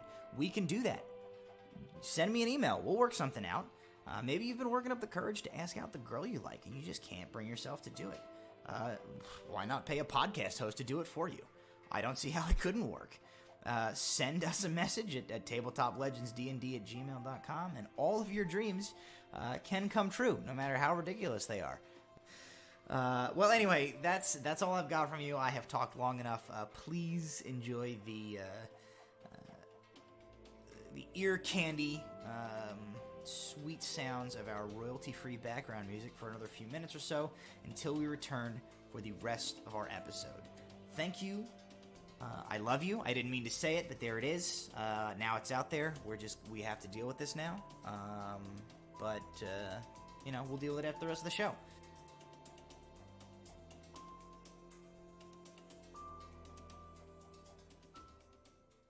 We're back. Hello, welcome. I remembered to both restart the feed and unmute the mics this week. You actually shut off the recording. I'm kidding. Cancelled. Alright, we're back. Thank you for sticking with us during a little break here, and we will... Oh no, the camera's doing that thing again. Where it's stroking out. Hopefully that should fix itself in a second when we change maps. There you go. You can put your dice table on it. That should stabilize it. It's stroking out. Okay, cool. Alrighty, so what was I saying? We're back. Yes, here we are. Everybody's done your stuff. You guys sent some messages. You checked in with the home office. You find Gregory and Eldon at their post at the gate. That's working so man's good after this. I know, I'm so nervous. You approach. They are just doing their guard thing. Trying to tell if that's still freaking out or not. They kind of look to you as you come up, and I think it's this that makes it freak out. There you go. Gregory gives you like a hand, and Eldon gives you sort of a nod. And I know what their voices are. I don't remember whose voice is which one. One of them's Irish and one of them's British. I don't remember who's who. That's okay, we don't remember either. I'm pretty sure at this point. Welcome to Tabletop Legends. I didn't even remember their names. I have 100 characters. We're going to say that Eldon is Irish. Look, which one? No. Which one? Was the one in the bar? Yeah. Which one was your bar friend? That was definitely Gregory. Gregory's the English one. I was right. Yeah, Eldon's the Irish one and Gregory's British. English. Sure. I'm Sort probably of a little cockney. Whatever you say. She's checking her notes. I would like to Gregory think was off that that day. in the edit Eldon was there. we'll Oh, cut Eldon. back to...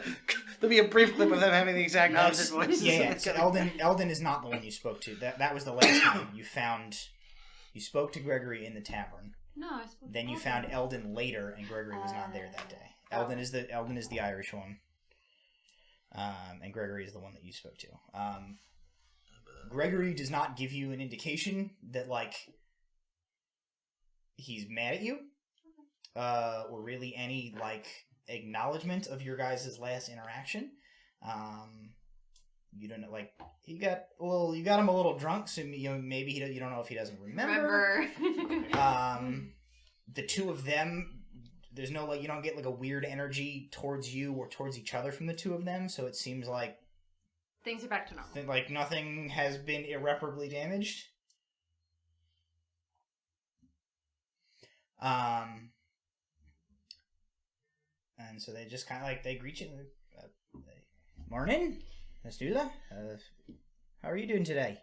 Good. Just was stopping by, seeing how things are doing. Well, fine. Just standing by this gate. Gregory's standing by the gate. Does that get boring? It's well, I prefer patrol duty. It's a lot of walking, which is kind of a bummer, but standing at the gate all day is a little boring sometimes. I guess you would always count your steps as you're walking. So yeah, I heard they sell a. We're not going to do a Fitbit thing. Never mind. We're not. No, I think we should. I don't think we Fitbit, should. please.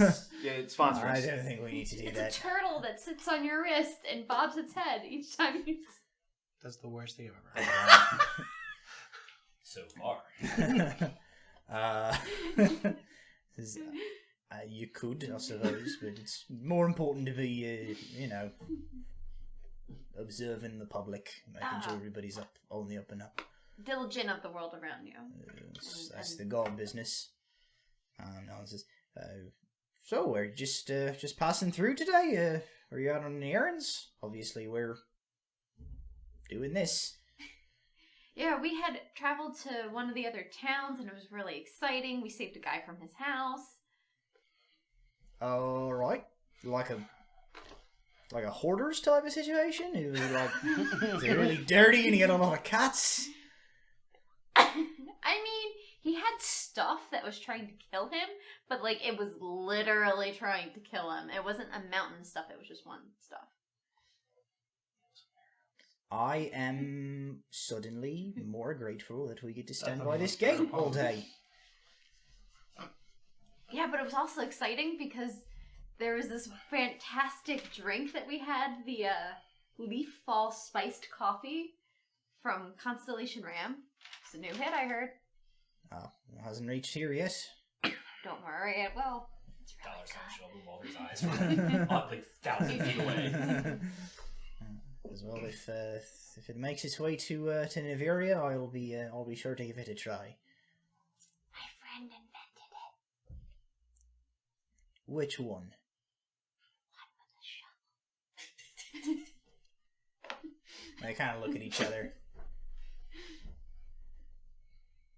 You see they're like considering, and Gregory turns out and he's like, "Is that worse than the green one having invented it, or better?" If the green one invented it, there'd be alcohol in it.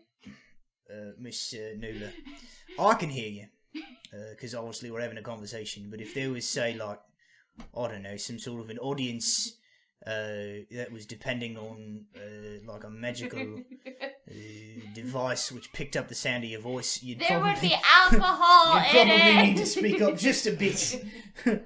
And he says, "All right, well." So the answer is worse. What's that? It's worse that he invented it. They look dubious about whether they trust this drink at this point now, Shovelman's brew. having met the rest of your group. Oh, that's Shovelman's brew. That's your company. How much money is the start of beanery? Beanery? Whatever the word A is. beanery? A beanery. I'm not. Nope. I am committing to that phrase now. I just hope it's Sounds nothing like it could illegal. be a thing. Don't. I'll have to run some numbers on that and let you know. I'm gonna roll for beanery. Christ. He's got a golden D20 right now, so he doesn't need to roll. That's true, he does. Roll for sorry. startup. Walter and Small. Cal show up in Use the golden D20. Use the golden D20 to get a small loan of $1 million. giving their elevator pitch. So the two It's a show about nothing. the two guards, you guys can sort of make small talk for a while, and after a bit, Ellen is like, it's certainly been pleasant having a chat with you, Miss Nula, but there's nothing specifically you need in a sort of Mythlindian city watch capacity.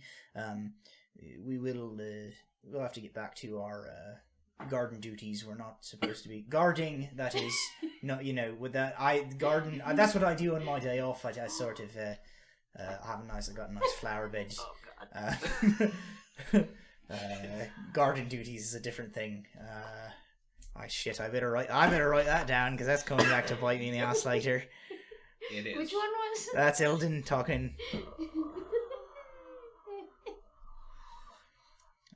As the Dragonborn capital. I'd rather not get in trouble for spending our shift having personal conversations. Right. Just be sure to try that coffee. It's gonna be really good. I assume you're running away as you're saying it's okay. All right. I was looking for roastery. Roastery. The word I was looking for was roastery. Well, Beanery. it's too beanery in Nigeria. All right, well it's beanery now. So. Okay. Counter. Bean house. Yeah, the roasting is what Brahm does to random people. You make exactly 3 things: coffee, chocolate, and Chili. hummus. Bad decisions. Diarrhea. Anyway, do you guys need a refresher brief from Dimios on your job here? Wait. Missing girl. Nate? The audience probably needs one, as Yes. it's been like 10 weeks. Yeah, the audience does. You guys are able to have a little bit of a conversation with the wizards at 28 Dorset before your allotted transit time, and the bullet points of this mission are: you traveling to the Valondan City of Odrikholme. The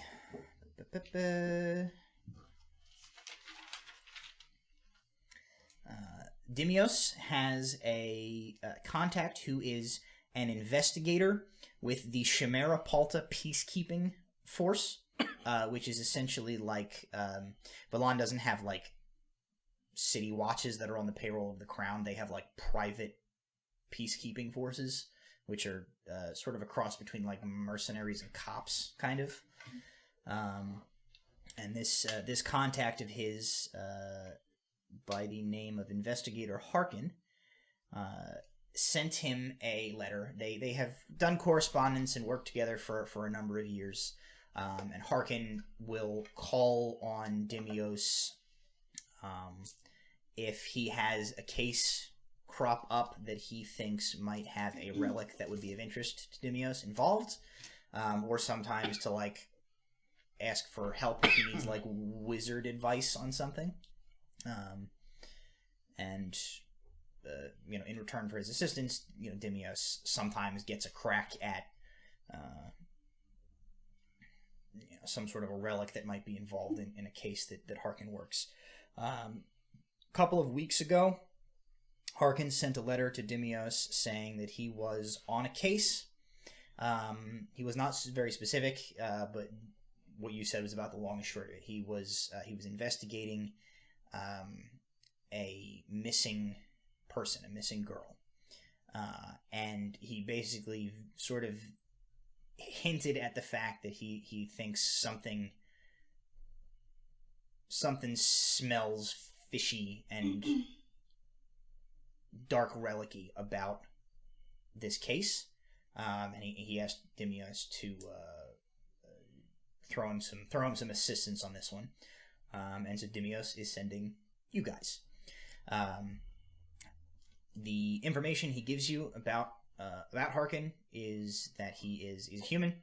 He's in his like mid-50s, a little bit older, and he works at the Chimera Palta like peacekeeper station that he is stationed at is in a portion of Odrikholme called the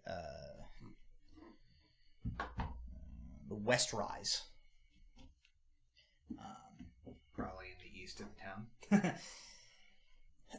And he basically just tells you, like, go to Odrikholme, link up with Harken, and help him with his case. It is early winter. Early winter.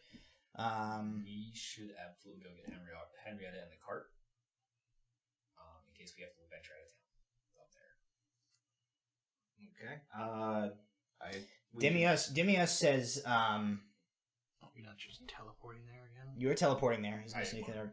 Dimios says he would rather give you like an operating stipend to rent a horse and cart up there if you end up needing one. That will be cheaper than the fee for them to add Henrietta and the cart to your transit through the portal network. Can you just take good care of Henrietta? We haven't seen her in a while. Yeah, we arranged that. That Henrietta is being cared for. Okay. In that case, if it's too expensive to bring her, I suppose it makes sense to Ring of Alchemy, bring, not bring? bring. Okay. Not that I don't trust 3 wizards with a magical artifact, but Might end up being useful.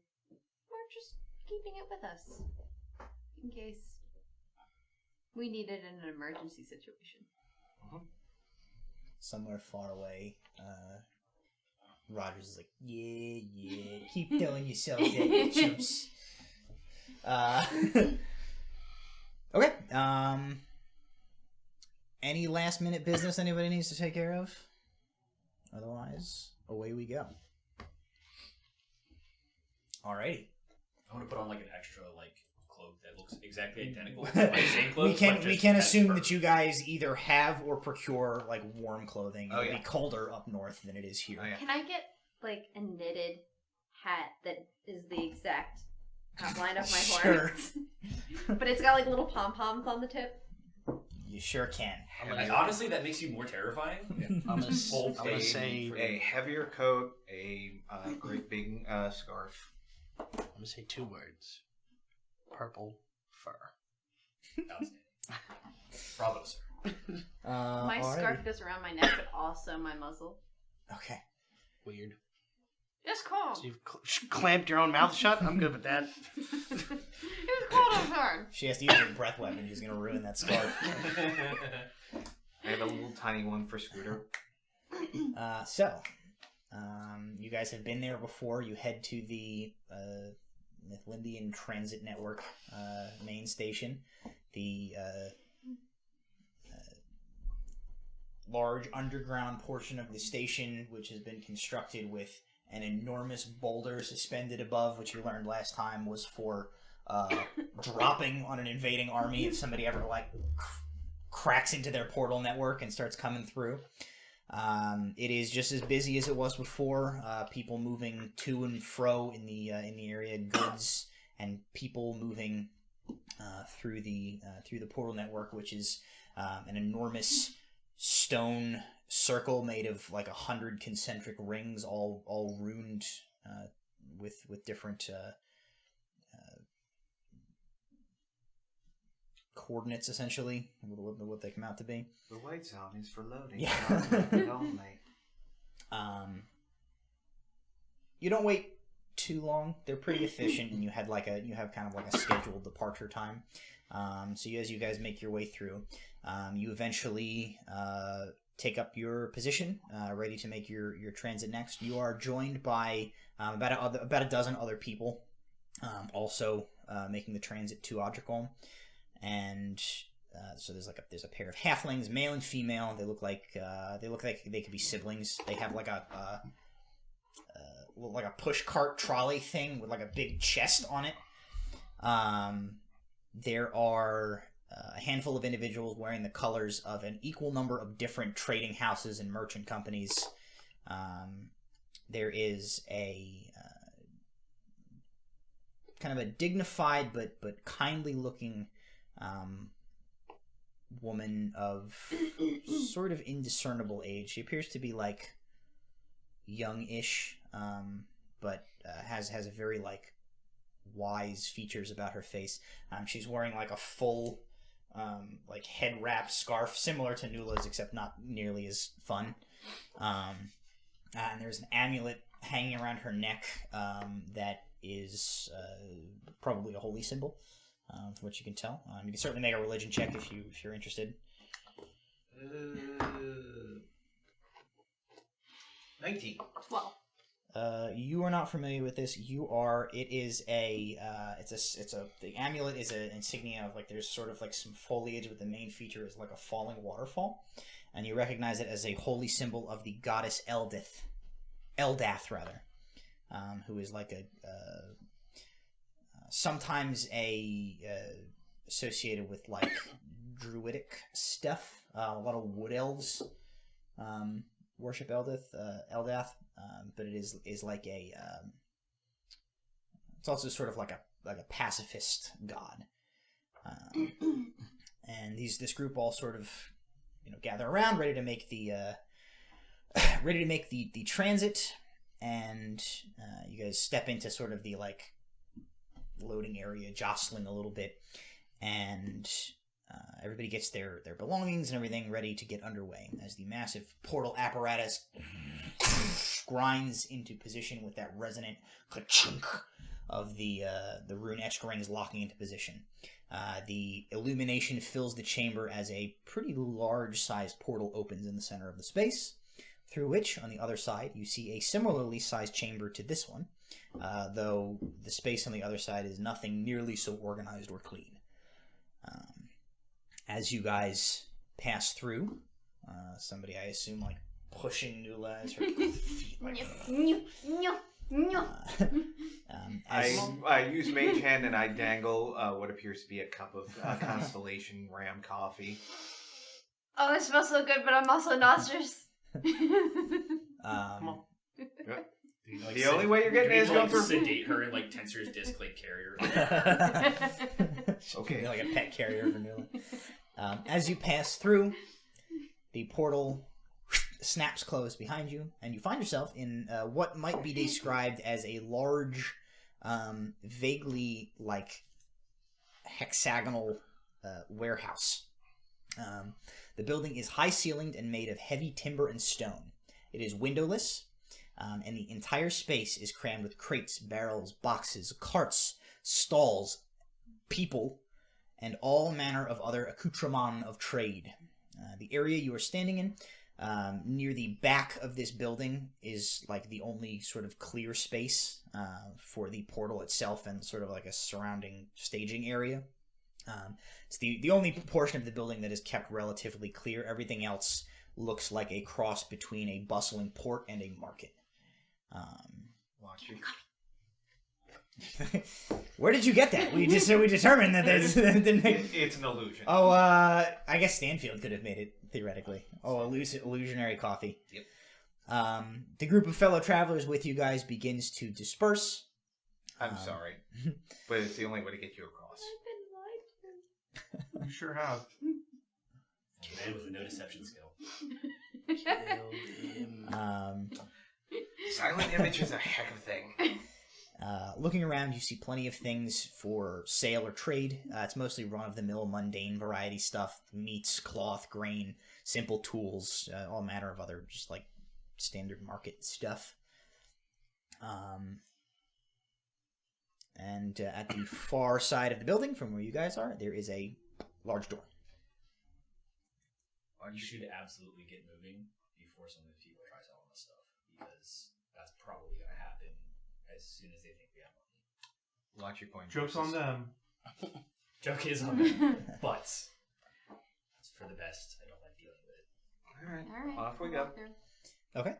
So you guys set off from the portal platform and begin to make your way towards the throng of the market, towards the door at the far end. As you're like leaving the kind of like the portal area, a man approaches you. He is wearing a sort of official-ish looking cut doublet, and he is carrying like a ledger book with him. And he walks up and he kind of gives you guys a nod, putting himself in your path, and he says, "Good afternoon. Welcome to Odrikholme. What is the name of your group and your business in the city today?" We are the Fool's Errand. We are on a fool's errand, and Every time. we're seeking out Mr. It's your Harken. own fault he beat you to it. He takes his book to you guys and sort of like flips through a couple of pages. Says, "Okay, well, welcome to Odrikholme. As I said, if you don't mind, I just need to conduct a quick customs search of any bags, crates, other miscellanea that you may be traveling with, in order to assure that no contraband of any type is being brought into the city." I would like to roll an insight as well. Anybody who wants to can roll an insight. None of these are D20. 16. Okay. I think I would just trust D20. him. Golden D20? Okay. I was What'd you say? I don't think I would think of like Distrusting? Okay. Yeah, just trust me. You wasted it because I got a 21. Yeah, 21? Well, Okay. So here's what I will say. So with the 16 and with the golden D20, What about the 21? we'll get to you. We'll get to you in a second because you're going to be a different case. You like when you guys gave him your name and your business, the way that he like opened his book seemed a little like concerned with making sure that you guys didn't like see what was in it. And you are like, you get a weird vibe and you look, and like the other people who came in on the transit, the transport with you, are like dispersing into the crowd, and like they're not being similarly stopped by other like officials. Brahm, because of your background, you've never been to Odrikholme before, but you did grow up in another Valondan city, a metropolis like this. You are familiar with this particular grift. There's variations on it, but you are pretty sure what happens next if you guys let him search your stuff. He either will try to steal something from it, or he will have like a prepared line about something in your belongings being like a restricted item, and then will either try to like charge you a fee or extort some sort of a bribe. You may even have run this con before yourself. Follow-up question. Are there any other half-orcs or dragonborns around, like, coming past him? Coming past him, no. Okay. Because the only people who would be, like, going past him were, like, the people who came with you from Mythland. So we're the only... You are the only two, like, here. There's Cool. That's all I need to know. Okay. There may be some, like, within this building, but, like, right in this area, you were the only two. And he kind of just looks at you. He's looking at you guys. You racially profiling us, buddy? He's like, no. You didn't stop any. You didn't stop anybody else except for the big green guy and the blue one over here. Oh, dumb. He You're kidding. Oh. He like kind of gestures to some of the like markings on the ground that seem to be part of like some sort of a system of moving goods. This is my zone. You guys just happen to walk through this. He's like, cross my heart, not because you're an orc. Great. So you're saying that if we go through that zone... Yeah, I'm going to happen to walk through that zone over there. He says, Have a good day. he says, look, guys, I don't want to make an issue of this, but it's awfully suspicious. I don't want to have to get some of the peacekeepers. Look, buddy. I think that you know that I know what you're pulling here. And if you don't want me to call some of your bosses, then I think you're going to let us pass. Go ahead and make an intimidation check. Buddy.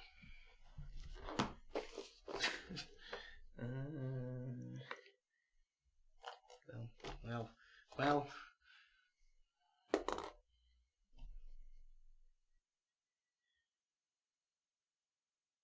23. I have a plus 9 in intimidation. You like suggest this at him, and you see he does like a quick evaluation of your guys' like arms and armaments. You do see he like he kind of glances a little bit over to your right, where there's a pair of like kind of meaty looking dudes who seem like they might be his muscle, his backup in case he needs it. But the calculation quickly goes across his face of the likelihood of the encounter going super well for him and his guys, and he kind of is like, all right, well, I suppose we can waive the inspection for today. You have a good trip to Odrikholme, sirs and madam. Thanks very much. I give him a good whack on the back as I pass. He moves back off to his pals. And remember, racism hurts us all. Give him a perception check. Versus my 19 sleight of hand. Okay. Oops. Well, since he's not a static character, he'll just take the straight roll. He gets a 16. Okay. Well, if he had a dagger, he doesn't now. He did not have a dagger. Oh, okay. Nation of his coin purse. Yeah, probably. Oh well. All right. So you guys are through. As Walter said, you guys get pretty heavily harangued for These are the best fish in Odrikholme. Buy these fish. Just Best fish around. just like doesn't dead, mean like shit. 1,000-yard stairs, just like welcome to Odrikholme, fucking stomping through. I'm literally shoving you like, let's go. Nope. Get straight ahead. Exit. Every guy that comes up to me, I'm just like, Brahm has the like I'm a local, don't give me that shit face pretty well down. Walter, you know your way around this type of environment as well. Though your upbringing was much more like small town type of deal. Whereas like Brahm knows what's up around here. You guys make it through the market without any further incident. It seemed the scheme at the docks was the. I imagine I'm holding on to someone and they're just dragging. My perspective is as like a merchant employee, where it's like everybody's trying to sell you stuff. It's probably not great. His is like everybody's trying to grift you. It's probably not great. How much anxiety do I have in an enclosed wild space magic where surge everyone is every trying 25 to? minutes. You do. You probably make out fairly well traveling in company of people who are much larger than you, of like remaining relatively unnoticed, as you tend to like pass below the eye line of most of the people. But it is a fairly like congested little like flea market type of situation in here. Do you want to go in Neil's backpack? I don't like the backpack. Not the backpack again. I like to think there's that guy from Rush Hour 2. Cheap suits. Hot cheap as hell. Cheap as hell. All right. Yep. You see that guy? You guys are all Alark now. is pulling me through. You guys are all now wearing crappy knockoff Chinese suit jackets. Never ready to give that beanery business pitch. Tabletop Already Legends. quickly. Tabletop Legends. We'll reference Rush Hour 2. We don't care. That's right. So as you guys head to leave, you guys get over to those large doors. You can hear from outside a little more like bustle going on, and specifically you hear it sounds like somebody is like giving a speech or like maybe like a town crier or something. Like there is a voice like raised above the general din, impassionately like delivering some sort of a monologue outside these doors that you can hear before you even get there. But it's easy enough to like make your way through them in with the mess of people going in and out. The building is like double doored to keep the temperature in, essentially.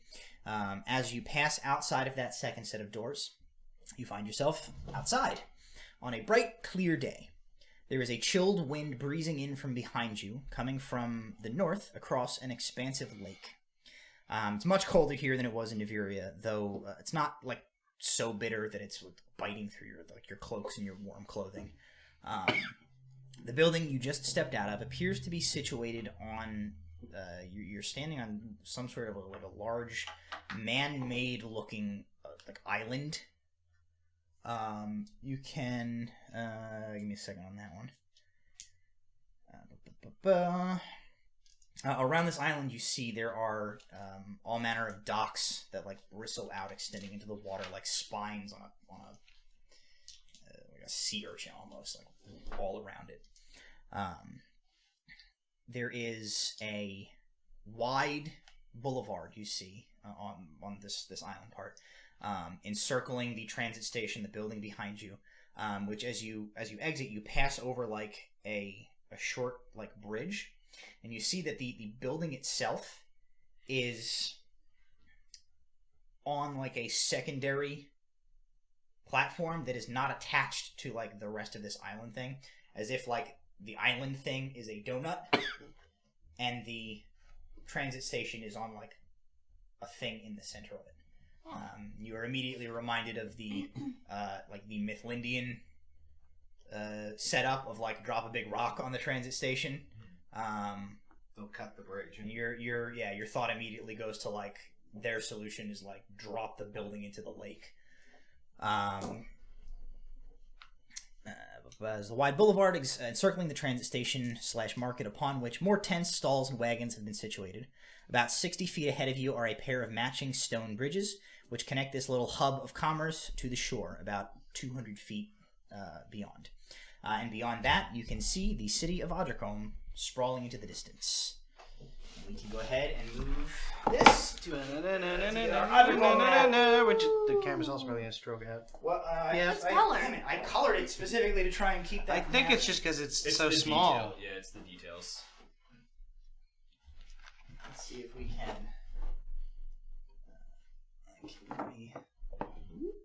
It only has a problem, I think, when we come back from break. Okie dokie. So that doesn't all fit on one screen. That's okay. You guys are currently here. Okay.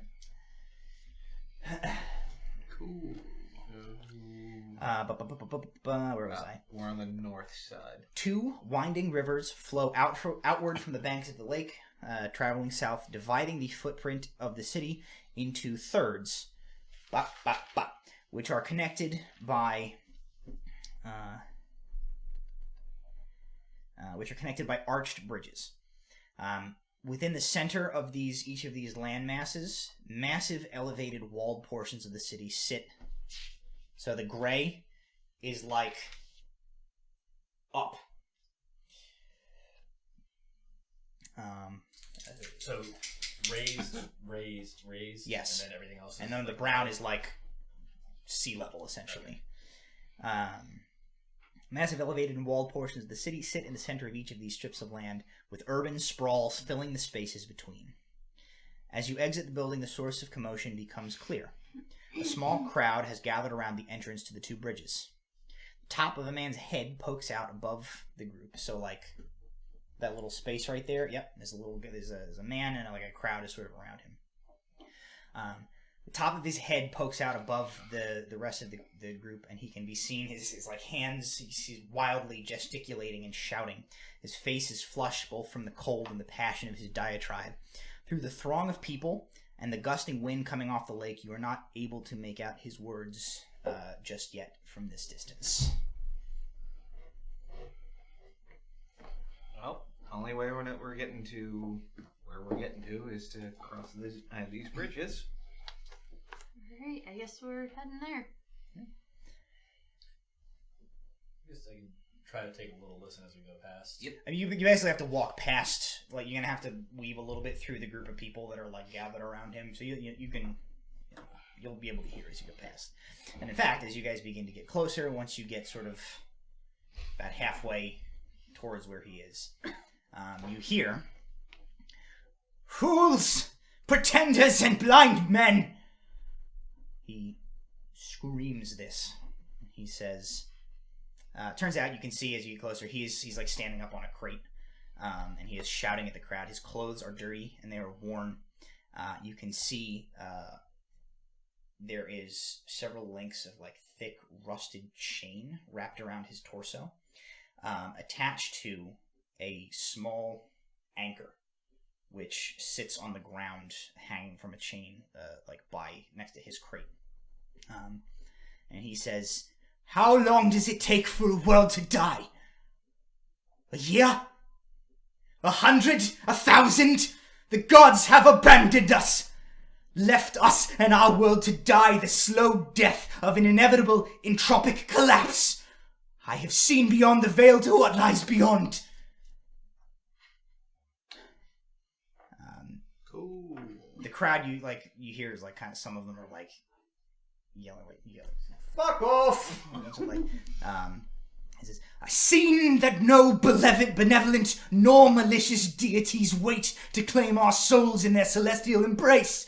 Beyond lies nothing. An endless void, a miasma comprised of nothingness, a million souls trapped in that place, an endless ocean, the crash of its waves comprised of the anguished lament of those passed from this world." Wait a minute. So, if there's nothing, if there's 100 million souls, That's not. He shouts this. He hops down from the crate and goes like shambling towards someone or other in the crowd. His chains clanking, the anchor like scraping along on the cobblestones. Most of the people, they're ignoring him. Like either they like shove him away or curse at him, or call him like a crazy. Call him a crazy. Some are like stopping and just watching the spectacle. A few people though, you guys see in the crowd, are like very intently looking at him with concerned expressions on their face, as if something in his raving has caught their attention to stop them and listen. Specifically, or I guess not specifically, Brahm. Those last couple of sentences that he shouted about an endless ocean, crash of the waves comprised of the anguished lament of those passed from this world. You have like a flashback as he screams this of an experience that you had about a month or so ago in that dwarven crypt, and you got mummy punched in the chest and you like died for a second and you got kind of brought back. Those words that he uses to describe this like doomsday prophecy that he's shouting are hauntingly similar to that experience that you remember having. And as he's kind of continuing this, one of the people in the crowd, actually the priestess who came through from Niviria with you, she is moving through the crowd, kind of gently going past people. And she's moving towards him as he continues to shout. You guys can see the path, with a little bit of elbowing and making your way. The path to the bridge through the city is clear. You can just walk away. Or you can continue to listen to this guy's demented screamings. What's the group doing? You don't think that's Harken, do you?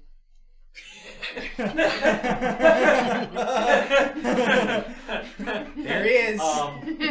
We can certainly He is now. we can operate under that presumption and just go like listen for a little bit longer. He's Do we just want to ask him his name? I am all in favor of watching the crazy. Is it? It's not a goblin, right? No, it's not a goblin. Okay. That's a human man. Okay. My eyes are on a swivel just in case someone's using the opportunity to attempt what I just did with the grifter. Sure. Lift purses, particularly members of the parties. Also, I'm trying to get my bearings, which way is north, which way is, to get a rough idea of, West Prize is probably to the west side of town, so, yeah. I'm helping you look at a map. Good Brahm. I don't think there's... you don't have a map. Is there a you are here sign? No. You want to place bets on Is if there someone throws him in the an river? Eldon? Nope. Yeah, I'll take that action. Alright. How about 5 copper? Someone throws him in the river at some point. Can we I find out smack if he's somebody's Harken hand first? away who's going for Noah's purse. Oh, I was going to take the action that somebody throws him in the river. No. I'll tell you what then. You can bet that somebody will. I'll bet somebody stops him. Okay. That's not me. Alright, so you guys are like, you're hanging out to just see what happens with this guy? Yeah, we're making a bet on whether or not somebody throws him into the river. Okay. Either by the anchor or by the person. So, the man, he continues his... May or may not be me. As you guys are listening, he We're continues gonna lose his... this bet for fun. He continues his stream of raving uninterrupted for a few moments longer. He continues his, the gods have gone, and with them their magic fades. What do we do as our world plummets into the boundless, slow void of oblivion? We languish ourselves in riches, material pursuits, pleasures of the flesh.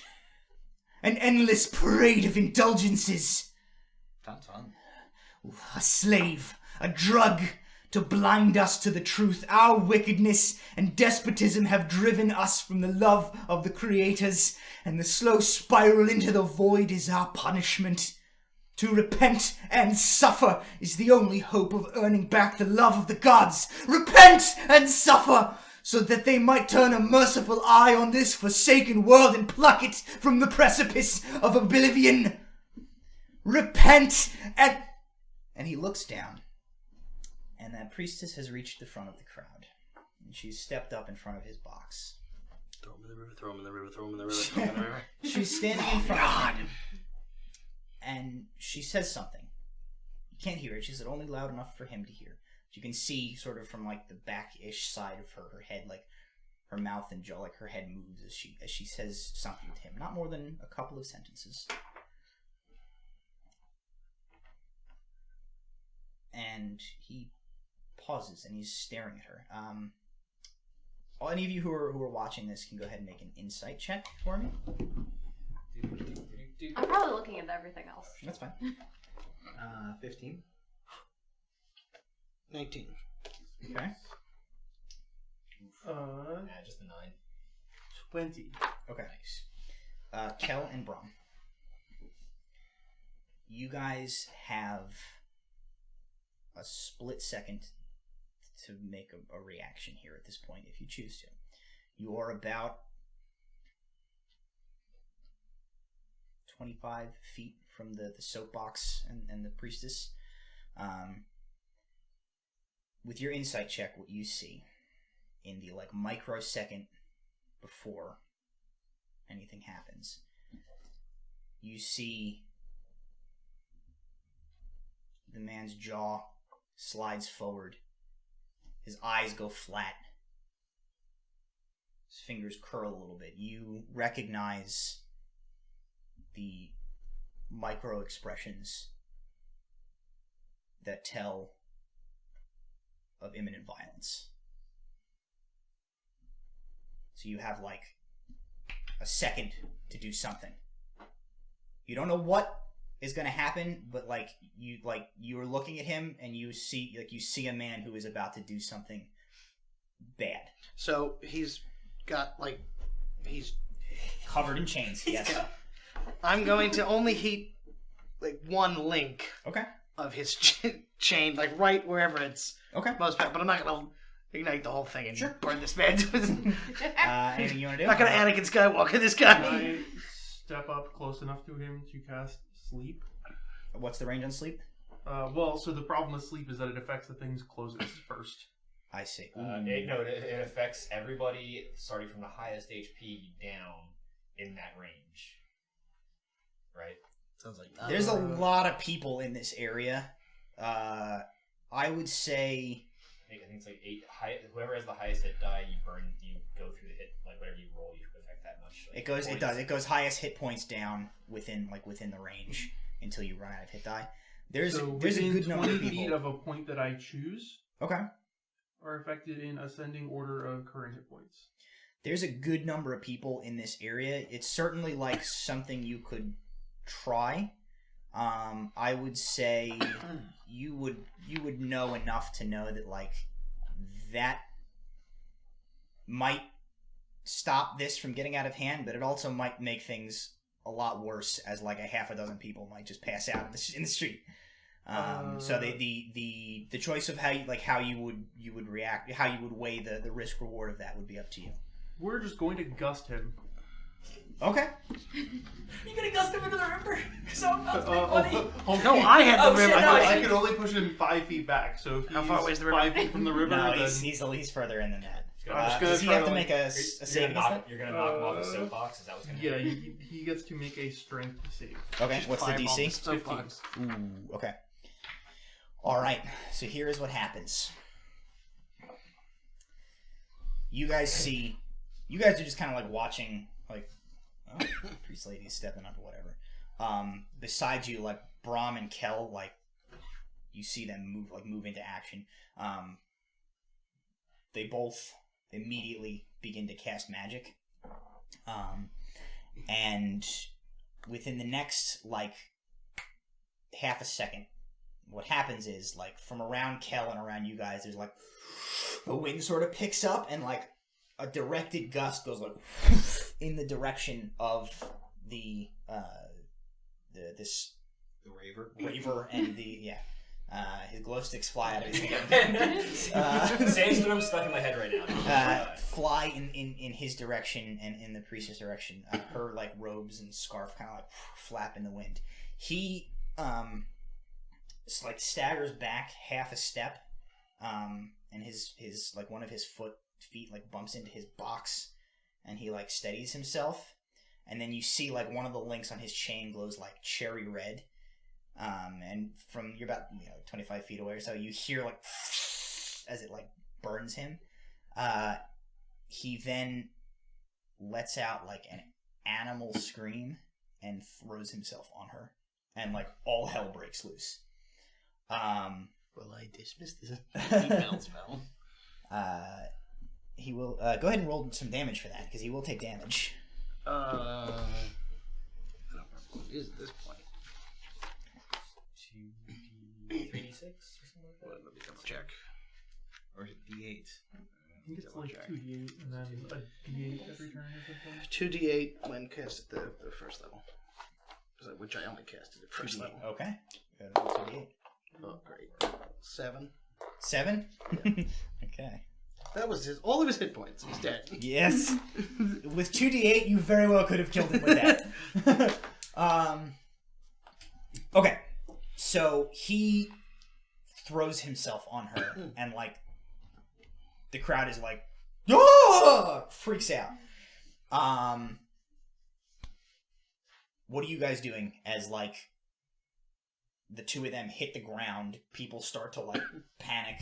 Can I run up and try to pull him off of her? Sure. Okay. Do I need to I roll? was Also gonna going be like jamming a shovel between them. Okay. Yes. As any, actually, I guess I said, are any of you not running towards the two of them? I'm running towards the two of them, but I'm also keeping my head on my swivel. Okay. I've seen it. Newla's doing. So you guys Do I need rush to roll? forward. No. Okay. You guys rush forward. A lot of the common folk in this crowd are like backing well away from this. But you are not the only ones running forward. A few other people from the crowd run forward as well. You see as a couple of individuals who are wearing what look like you guess are probably peacekeepers. They are wearing crimson and orange colored like outfits, and like 3 of them are rushing in as well. And within a moment, you guys like dive on this. All of you guys can make you can make like a collective strength save. Not that it's gonna matter, as there's like 7 of you diving on this crazy man.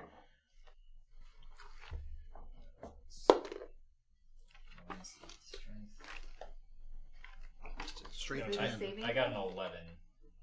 Okay. You went to a. Well, What did I say? Say strength check, athletics check. Okay, so not saving throw. Not saving. Sorry. 17. 11. All right. If it's an athletics check, then it's 11. 7. Nice. And Never Kel I got a helped. toe. It's a strong 7. You guys, everybody like dives onto this, and what happens in the couple of heartbeats that it takes you to like get to this is brutal. He throws himself on her, and you see he like grabs and he pulls her head, like pulls the headscarf away, and long kind of blonde hair comes out, and you see 2 long ears. She's an elf. As you guys dive on him and pull her apart, you hear like a snarling coming from him, and she gives a cry of like, ah! And as he's like pulled away, he bites down and literally tears off like the upper third of one of her ears. You guys basically like dogpile onto him. One of the guards like pulls her, or the peacekeepers like pulls her away, and the other 2 like pile over to him as well. And they're sort of both trying to like move the mob, so like you guys included, off of him, as well as like get to him to subdue him. And like I don't know what you guys, if you guys are just trying to like hold him, or what you're but like the peacekeepers, like batons are out, and like as they're like pulling you guys trying to like pull people off of him, and he has like blood just like coming down his chin and like a piece of ear in his mouth. Like they just start hitting, like beating the shit out of him with these batons. So from the crowd, I'm going to cast Sleep now. Okay. Because there's a space around him, and presumably he is the one who's going to go to sleep. Yes. So starting from what was it? Lowest hit points first, right? Yeah. Yes. Oh, it is low. Go ahead and roll your dice. 3, 7, 9, 13, 15. 15. So he does immediately stop struggling and pass out, as does she. And that's it. You're not going to get anybody else with that. Perfect. I'm The gonna one- go try and catch the cleric, You can get kind of pull her away. and I'm gonna shout for anyone. Yep. He's Ear. Yep. Get the ear. Give it to her. Give it to her.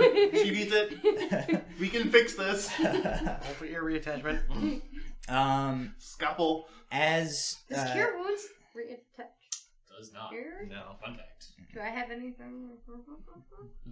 Reattachment spell is a 7th level spell. Yeah. Well, that's regrowing things, right? That's, Not reattaching. I think Great Restoration is like regrowing, reattaching. yeah. So as you guys, some of you are kind of like rushing towards the priestess. The peacekeepers immediately descend on him. Manacles come out, and they begin to like chain him up. And maybe he gets hit with a baton a couple more times. Maybe. He's asleep. He's chained. Just for good. He was asleep. He does wake up and he takes damage, but he still seems pretty unconscious. So maybe he was asleep and then maybe he got knocked the hell out by batons. Police And you get a warm lesson to the peacekeeping forces in a city in Valondan. But he is incapacitated and in the process of being taken into custody by these trio of peacekeepers. She is with you guys. You can definitely use your heal to like close the wound, but you're not going to be able to reattach that portion of her ear. I will. What about that knife? I've got it on me. Oh yes. Yeah. Bullshit So, knife. are you skilled with medicine? Maybe we should ask her what she wants to do before we do. What do you think you're going to do with the bullshit knife anyway? Not the bullshit knife. The surgery. The surgery mummy knife. knife. It makes cuts that then heal itself. Yeah, this has already been severed, so I don't think. We could cut the sword. Sorry. We cut both of them and then smash them together. I'm helping. Pulls out a dagger, starts hacking at her. That's why I'm saying we should like let her be awake and ask questions before we just She's start doing she's things. asleep now. Yeah, I mean, she's Can only I, asleep like- for a minute or until we wake her up. yeah. You can wake her up. You kind of wake her up. She comes to. She flickers her eyes. It's gonna She hurt. kind of feels It's gonna hurt. She looks to you. She looks down. You see her see the radiant dawn insignia on your vestments. your hand. She knows the ear is gone. She put her hand to it, and she kind of. She's definitely in pain, but she's like got a pretty resolute expression on her face. She's. Do you want me to try to heal it? Put it back. We can try. Do you have this magic? We have We have things that we can try. a magical knife that we can try. I got some painter's tape. I got a shovel in case everything goes horribly wrong. She Yeah, if this goes real bad, we can just bury it. she and dig your grabs grave right now. the like scarf that has been like pulled from her head and like hang up. She kind of grabs that and puts pressure to the side of her head. She says, I mean, we can stop the bleeding. Yeah, That's I easy. could just heal it, but if you want me to try, I do not know you. If you wish to heal, if you have this magic, that is fine. But I don't know about these knives. You know, you might be the most sensible person that we have met in a very long time. how kind of quick nods. does the knife work?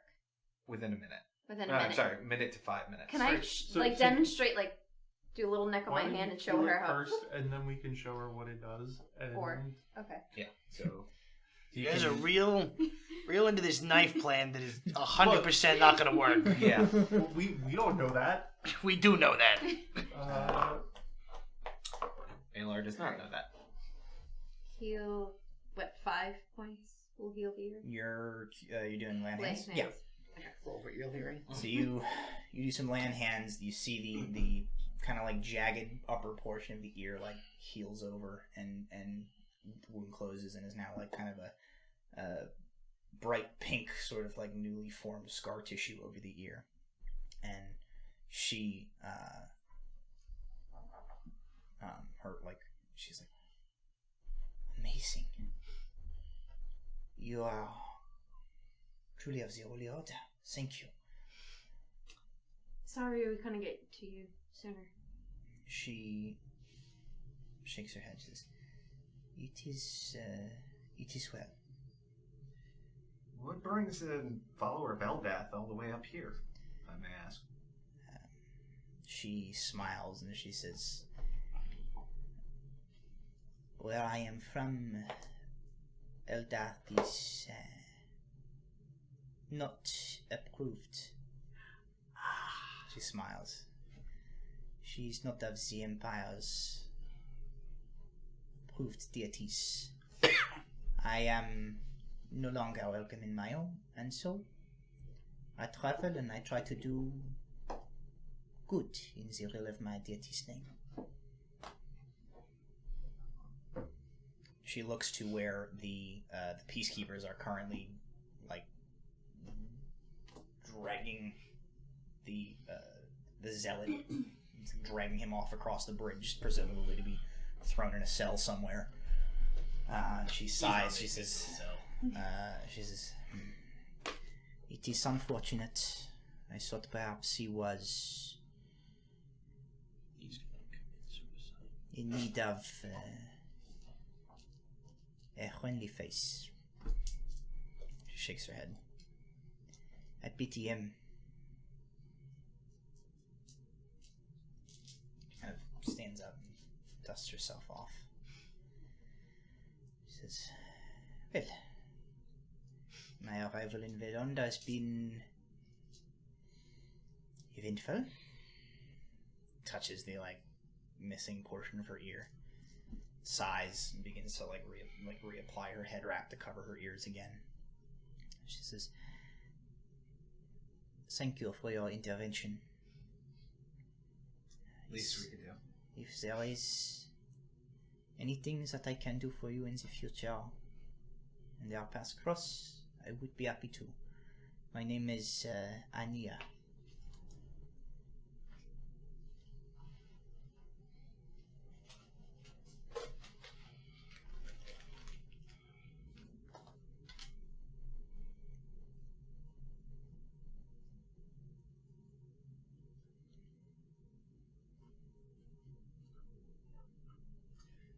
How do you spell that in common?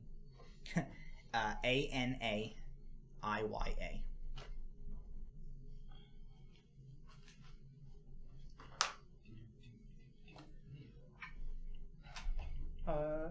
And where are you headed, Ania? She shrugs. "This I do not know yet. I had thought I would see what the city had to offer, and find myself a suitable place to lodge while I am here." She gestures towards the now empty soapbox. She said, "When I arrived and I saw him, I thought perhaps he is a man who is clearly troubled. It is my calling to reach out a hand to such souls." That madness seems a little bit more advanced than troubled. She nods. "Perhaps some time in a cell will do him some good." She kind of looks to you and she says, "Well, if there is nothing else, I will give you my thanks again and perhaps find a, not that I do not trust your excellent work, but perhaps find a doctor to take a look just in case." She looks off and she says, "So my heart goes out to him. I do not know where his teeth have been. That is a wise Fair. precaution. She sort of smiles, like, astoundingly unfrazzled for somebody who just got, like, a good portion of their ear bitten off by a man on the street. When you say it like that, a font of like placid pacifist energy, if ever you've seen it. And unless any of you guys can kind of stop her, she sort of like One last thing. What did you say to him? she says nothing so complex. I simply said to him that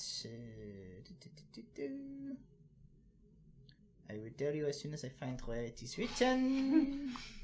Interesting. So it was No not a wonder one-word he reply. attacked him. No, it was Also good to know, apparently the accent of the Ignean Empire is French. French. Or at least her particular region. She says, I simply asked him if, I told him he looked cold, and I asked him if he would wish to come down and perhaps get a warm meal. What a douche. you are not wrong. She says, I believe he saw the, and she gestures to the holy symbol, and it enraged him. A lot of people are upset by things that they cannot have. She nods. There is wisdom in this. Well, I can only hope that he finds his peace another day, if not today. I would say it was a pleasure meeting you, but the circumstances were quite horrible. She says the unenjoyable part of this afternoon was the ear biting. You all have been lovely. I'm glad for having the chance to have met you. Well, we're going to be on our way towards Westrise. I don't know if anyone would object to you coming along with us for a short while in case we can find a doctor along the way. Obviously, you are more than welcome to go off and do your own thing, but... She kind of looks, considers the thing. She says, when fate presents you with an opportunity, you would be ill-advised to turn the other way. I shall gladly accompany you for a while. NPC acquired. NPC acquired. So yeah, Escort quest. Ania will come with you guys for a while. She's got nowhere else to God, be. escort specifically. quest. The peacekeepers didn't stick around with her. They Peacekeepers did not. Okay. Once they were as they were rounding him up, they were around long enough that they saw you guys took care of her ear and she seemed like she was okay. And then they just sort of hauled him off. So there's none. There's a couple. There's still a couple in the area wearing the orange and red and orange. Nothing to see here. Do we know what that specific peacekeeper crew is? Probably not. It's pretty specific to Odrikholme. I mean, you can go ask one of them. Shall we consult the local constabulary as to directions? I don't know what that think word it's a means, month. but sure. That's it's a nice term to give them, but sure. All right. Where I Why come, don't you where I go come from, ask them? constabulary You means can something make very nice. different. Yeah. I'll be right behind you. Hey, you can approach. You approach. I will not. I'm good here. Human woman in her mid-30s. Who is this now? Short. One of the One of the peacekeepers guards. still in the area. She's got a pretty severe expression on her face. Is obviously some stuff just went down. She sees you come over and she recognizes that you were one of the ones who intervened in the situation. She gives you a curt nod. She says, "How can I help you?" Thank you. I was looking for which direction west rises. She points. West. West. Okay. Da, da, da, da, da, da, da. New to the city? Yes. She goes, okay. West Rise. Where's my East Rise? Okay. The Strand. And she points at the low portions. Mhm. That's the drag. Okay. That's Mud Bottom. All right. She's like, she looks in. New to the city? Yep. Don't go to Mud Bottom. Good advice. I feel like we should go to Mud Bottom. Why would we go anywhere else? Can I see these islands from here? Yeah. Are those islands in there? Or what? Yeah, they're just little like. Silt Island. Where's no? They're just little like deposits of land where Okay, where so the there's river. nothing on them. No, these are just like there's some little scrubby trees on them. Okay. It's free real estate. Free real estate. Eminent domain. Thank you so much. She nods. And I will share all this information with the group. All right. So, Wow, I'm surprised that went so fast. She didn't get their whole life story. You don't get the impression that she would have been Yeah. nearly as friendly as Gregory and Eldon were.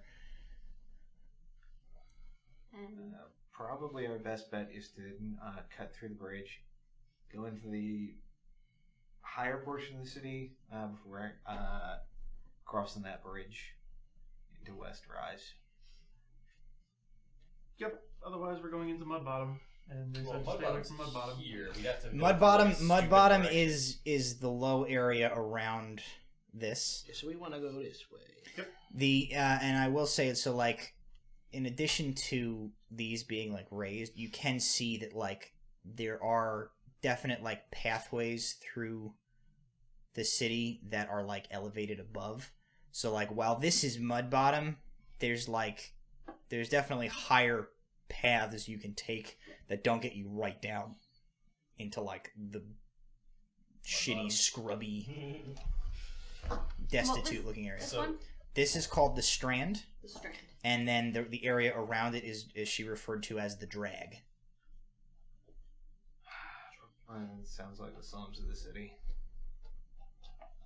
Smells like the slums of the city.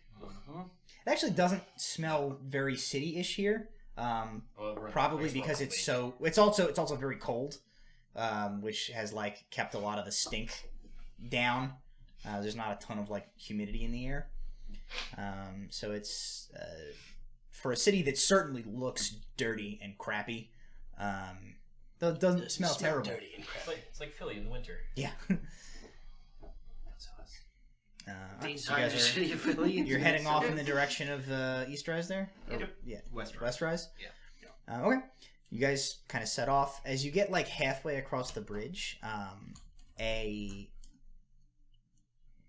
you would guess teenage-aged halfling Oh boy. comes like trotting up behind you.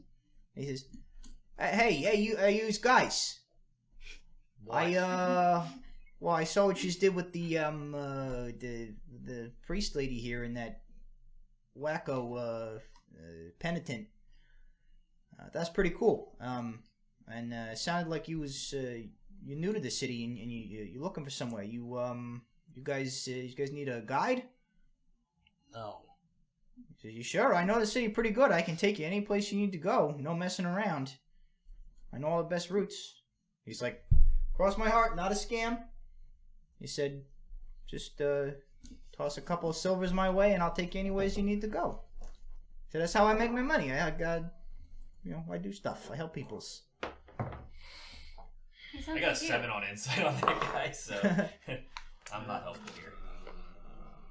Let's see. That's a 12 to start. And let's see. What is my insight check? 19. 14. Should I be suspicious of him, Brom? You kind of look him over. You don't get the impression that he's like being shifty. And Brom, you've probably you would know that it's not an uncommon thing for certain folks to do in cities like this, especially like people his age, or people who are older but don't necessarily have like a steady job. Not uncommon for folks to like hang out around the docks and make a little bit of coin by like offering to serve as guides around the city for out-of-towners. There are definitely people who like do that and then like lead you into an alley where their buddies mug you, but you don't get that sense off of him. And like you've definitely known both types of people in your day. And maybe you've even led some people into an alley where they got mugged before. You get the sense that this is just like his gig and how he earns a little bit of coin is offering to like show people around if they need it in the city. I think it's just him. It seems trustworthy to me, I guess. What do you know? Not much. I promise, I'm real trustworthy. I know the best place because I can get you. I'll get you into over to the West Rise. He says I know a real quick route. Get you there in half the time. You won't even have to go through the sketchy part of Mud Bottom where you get your shoes stole. Cool, because I like my shoes. He says everybody likes their shoes. It's cold as shit up here. All right, on one condition. Okay. Any funny business, and I will beat you to a fine powder. He's like, okay, I will cancel the list of topical jokes that I had written to entertain my guests on the way. Not what I meant. On the way to their destination, but I am not up to anything shady. I promise. Deal. I flip him the silver. You get the rest when we get there. And takes it. He kind of looks it over a second, sure, to make sure it's not like fake money. Mm-hmm. You can add those jokes back in. Pockets it in. He says, okay. He says, so where are you trying to go specifically? Where in restaurants? We are in need of 3 things. Okay. A doctor. A doctor. A good place to eat. Okay. And we are looking for the Shimra Palta. The Shimra Palta. Yeah. Okay. He says, there's how good a doctor you looking for? You got like coin for a real doctor, or you need like a doctor? Coin for a real doctor. He says, okay. Well, wait. And Aelor just does the slow turn and look. He says, well, there's Let's hear about first. He says, well, if you wanted like a real good doctor, he says the place to go is over in East Rise. That's where all the like high class peoples go. But he says the Strand's a pretty upright place. I'm pretty sure there's a little place on the corner, just a ways in there, with a pretty good physician. He says, oh, for the ear, I get it. And the priestess who has like her ears are, it's wrapped and covered or whatever, and you heal it, but there's like a big blood stain on it from where she had like put it to her head before. She kind of smiles. She says, I would appreciate it being looked at to ensure that I don't get an infection from the bite marks. He says, yeah, okay. He says we can do that first. So it's not too far out of the way. We can swing right past there on the way. He says, you wanna eat first, or you wanna go to the police to the peacekeepers station first? You looking for a place to stay while you're in the city? Because I know a good place to get something to eat and to stay. Yes, but let's do that after we go talk to the people. Yeah.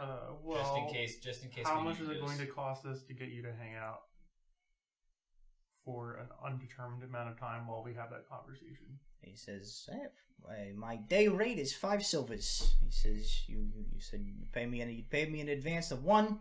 I'll get you ways you need to go. You pay me the other 4. I'll take you around the rest of the day. And as long as you still got 5 silvers, I still got time to take you all over the place.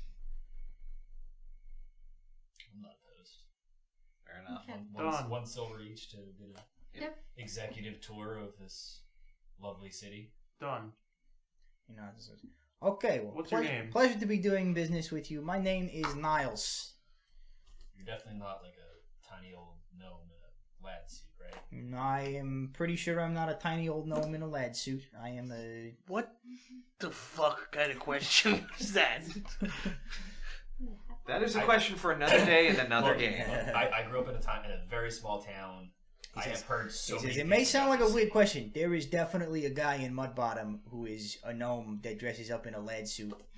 And I'm not sure that he tries to sell people like fake potions and maps. I don't really know how the lad suit fits into it, but there is for sure a guy who does that in the city. We can go see him if you want at some point. Nope, we're good. Look. Don't kink shame the guy in Mudbond. I'm not kink shaming him. First of all, I definitely want to see that at some point.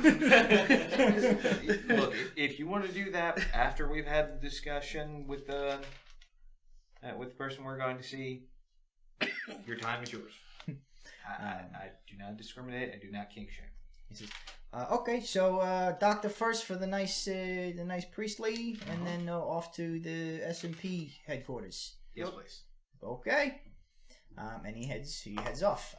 The route that he takes you guys is down the bridge, across, up into the Strand here. What you guys see as you get into this, these lower portions of the city here, a lot of the streets and a lot of the buildings are like up on stilts. And then obviously this whole thing has been artificially elevated about 20 feet. You get the impression that it's winter now, and a lot of this river is like ice floating in the river here. Mm-hmm. You get the impression that during the spring thaw, when this lake fills up with like runoff from the mountains and these really get going, a lot of this floods. Okay. It looks like it's pretty shitty in these portions of the city when a lot of this stuff is underwater. And he does, in fact, you get some like running commentary from Niles on your walk, and he says yeah, so he says it's a lot easier getting around this time of year when everything's the rivers is low. When it freezes or when it's flooded in the spring, you got to take gondolas all around the lower portions of the city, and it smells like high heavens all up in here. But he says you can get most anywhere you need to go in the city if you stick to the high roads. They're pretty good about keeping them maintained.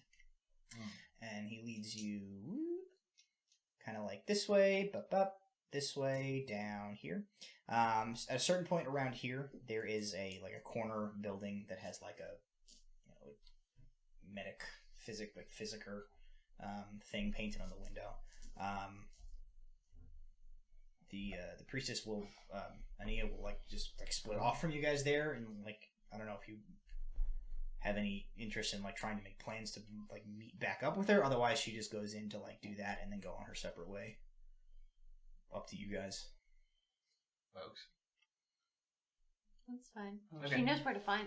No, she doesn't. What's the name of the inn? We haven't decided.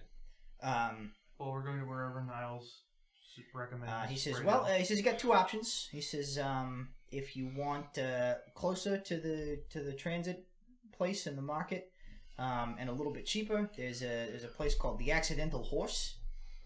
He says that's in the drag back up the way we came.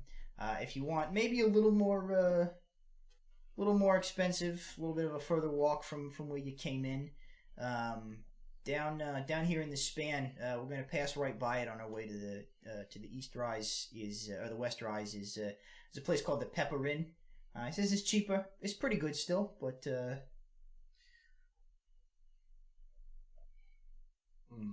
I'm kind of fond of the Accidental Horse. Yeah, the Accidental Horse is back here. The Pepper Inn is here. I am more than happy to stay in the upper part of the city. Yep. Okay. Anything about it flooding just seems. It's not going to flood for a couple more months now until spring rolls around. But it's just it's nicer up in the span. The drag can be a little We can go Let's drinking. go there. We can go drinking in the Accidental Horse. But Yeah. I would like to stay at the Pepper The Inn. Pepper Inn looks like it'll give us better access Okay. to the rest of the city. We'll let India know that our plans are to take rooms there if She wants to meet up with she her. nods, If she says- doesn't, then She says, I will see where my travels take me, and perhaps I will see you there later. You guys go your separate ways, and he leads you onward along. There's basically a high road that leads from here across, access to this bridge across here. You take another series of high roads across the mud bottom here, And like Mudbottom, the buildings are tiny and ramshackle and crummy, and like his description of like Mudbottom, where you get mugged for your shoes, is like if any place looked like you would get mugged for your shoes, Mudbottom looks that. Look over the side. Is it like enclosed like a catwalk or catway, or is it like a? It's just like a kind of like an elevated Footbridge. sort of. Like in New York City where they have like the train tracks that run through the city. It's kind of like that, except it's like a street. I am absolutely going to look over the side and yell, "Hey!" and then throw 2 copper just off the side. The sound of a riot breaks out behind you. Oh, that was fun. He leads you. Let's not go down there if we can avoid it. The city breaks out into flames behind us. Yep, fire starts. Clown. He leads you a little ways through the West Rise to a building here. You arrive at, and he points. He says, "There it is." He says, "That is the."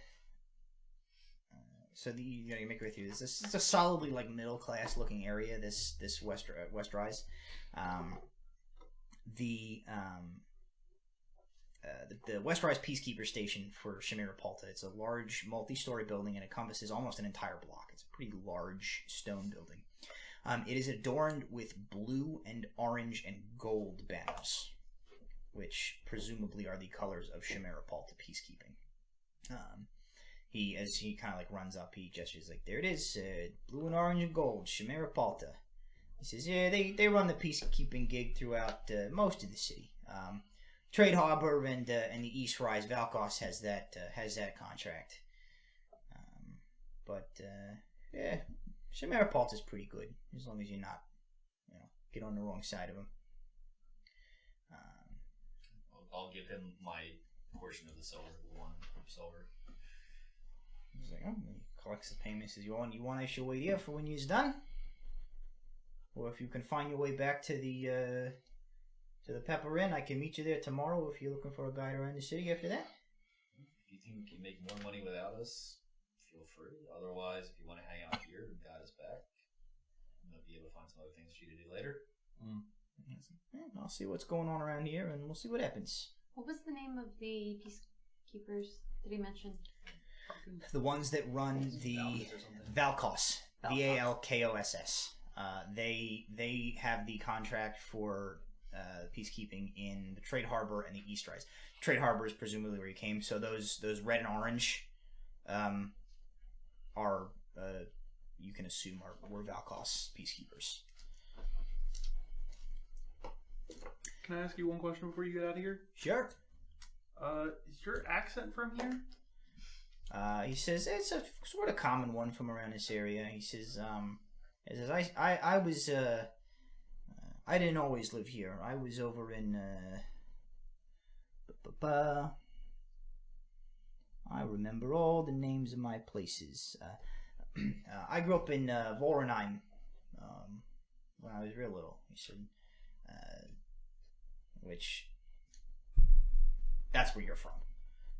Which is why his accent is like that. He says, I grew up in Vorenheim. He says, mine's not as thick as it used to be living here, but it's not too uncommon for cities up in Valondan. And it shrugs. As you guys head in, I assume you're heading into the precinct.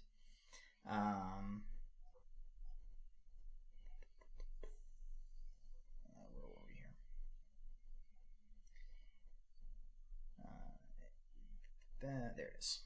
There is a set of double doors on the front of the building. You enter and you find yourself in the main reception area for visitors to the station. So inside there's a decent sized antechamber with a number of like bank teller style desks with windows that are like between the worker and you. There are a number of like Chimera Palta peacekeeping. They look like clerks are positioned at a lot of these desks.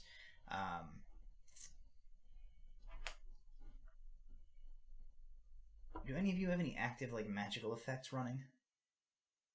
No. Okay. As far as I'm aware, my familiars away. The only thing that would be Are you invisibling that or something? It's apparently able to turn invisible, but I'll leave it as just an. If it was invisible when you walked in, as you enter into the building, it becomes visible again. Yeah, I wasn't under the effect of this itself. So. There's a few other individuals in this area at this point. There's a man in his mid-40s with a worried expression on his face. He's waiting in front of one of the desks off to the side of the room. The clerk in front of him is writing something down on some parchment. There's a few other people sitting around in wooden chairs that have been arranged around the room. One of them you see in one of these chairs has a pair of manacles on his wrists, and he's just sort of sitting there. Seems to be he's waiting to be processed for something. But there are several open desks with clerks available. Well, I guess while everybody else is going to do what they're going to do, I'm going to look around, see if there's any wanted posters or anything. Not here. Not here. Yep. Make sure that emblem is shining bright too. As you approach, the one behind the desk looks up at you with a professionally blank expression. She says, "Good day. Good day. What can I do for you?" We were looking for Harken? Harken. Mm-hmm. What's your business with Investigator Harken? He had requested some assistance on a particular case. We were sent here. Oh. She's a little bit of a weird expression on her face. And she says, Everything alright? "Wait there a minute." He asked for a consult from Damios. She says, "Just hang on." And she walks off. And she gets up and goes behind her. You see there's a precinct bullpen type of deal behind him. There's a bunch of desks with other folks kind of working at it. There's a holding cell you see. She goes to a room towards the back of the chamber, knocks on a door. And Did after a Damios moment, give us a letter of introduction or anything of that nature? he did not. Oh. We'll be fine. Knocks. We're very trustworthy. And after a moment, she goes in. About 15 seconds later, she comes back out, and there's another woman following behind her. This woman is wearing a uniform with the blue and orange and gold, and it does look. You get the impression that she is someone of a ranking position within the organization. She comes up and let me make sure I find her name real quick.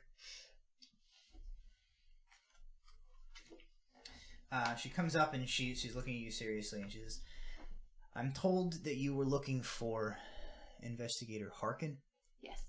And you have been supposedly written to for a consult on a case. Yes. When, might I ask, did this request come? A couple weeks ago? It was from. It was It was like a week before- ago, right?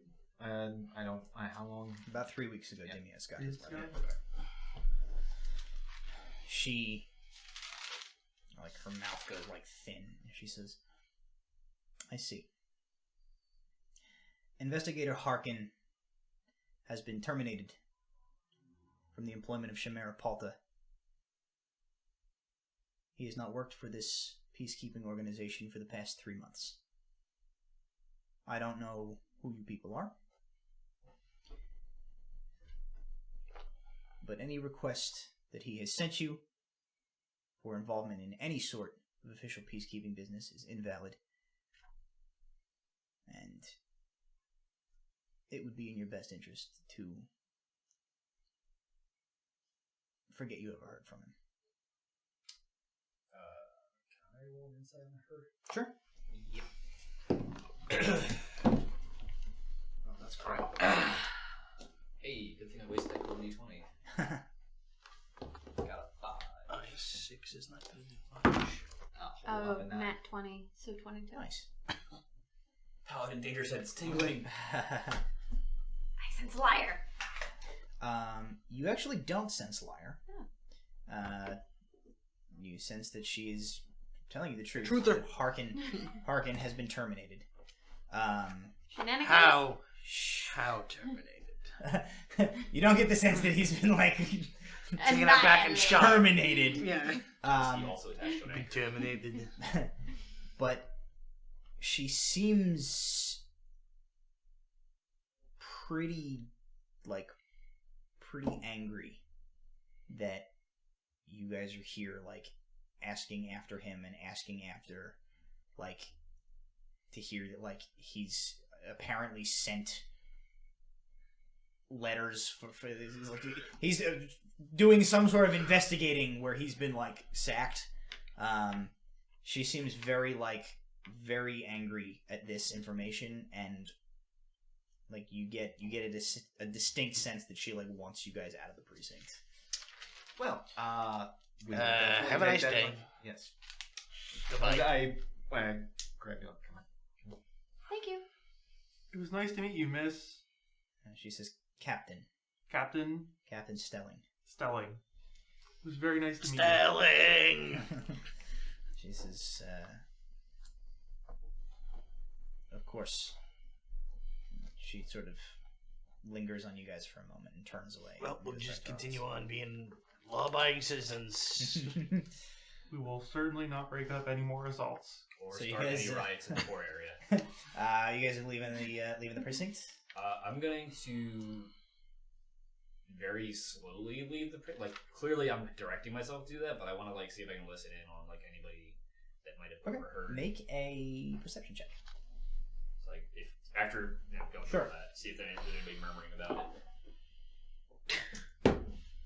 I'm actually legally deaf. Okay. You don't hear anything. My yeah, I got a 2, flat 2. 14. Okay. Anybody else doing that roll, or just Nope. okay? So Alar, as you guys listen, you do hear a couple of the peacekeepers, like back behind that desk, having some sort of a conversation about the interaction that just took place. You can't hear all of it. You hear one of them say something about like, "Geez, Stelling was pissed." And then some other like back and forth goes back, and then you hear contextless, but you hear the phrase or the end of a phrase. One of the peacekeepers says to the other, something, probably fired because he's 15 years past his prime, a borderline alcoholic, and also an asshole. And the other one kind of like snorts with laughter, and that's the last thing you hear as you guys like make your way out of the precinct. All right. I'm gonna talk to Mr. Halfling. That's definitely not a gnome in a trench coat. And Is he still there? Yeah, he's still. You guys have only been inside for like 5 minutes. oh shit, what's his name? Niles. Mr. Niles. Yup. We may be in need of a good, reliable information broker now, because I don't think they're going to be very helpful for us here. I don't know what you're even doing right now. You just asked me to take you to this building, and then Well, apparently we've gotten ourselves into some trouble. We have stuck our nose into some places that we didn't know we were sticking it into. So I think next on our list of things to do Stick it farther. is to get a place to stay, Yes, grab some food, correct. and then try to find if there's a tavern or something that the peacekeepers tend to hang out in. Should we send a sparrow to Damius? Let's find out more than. Let's secure our lodging first, and then maybe send a sparrow to Let's Divios. see if we can find out a little bit more than just. Well, I thought Damius could tell us where he lived. Let me check out there. If he had known that, he probably would have told us. you didn't get the sense that he knows where his house is. Oh. But as you guys are having this conversation, you hear like somebody comes from around the side of the building, wearing like normal clothes, and they clear their throat, and it's a woman, a different woman than the ones you spoke to inside. She walks up and she says, "I overheard a little bit of what happened in there." She says, "My name's Teak. I'm an investigator for S&P, like Harken, I guess, was.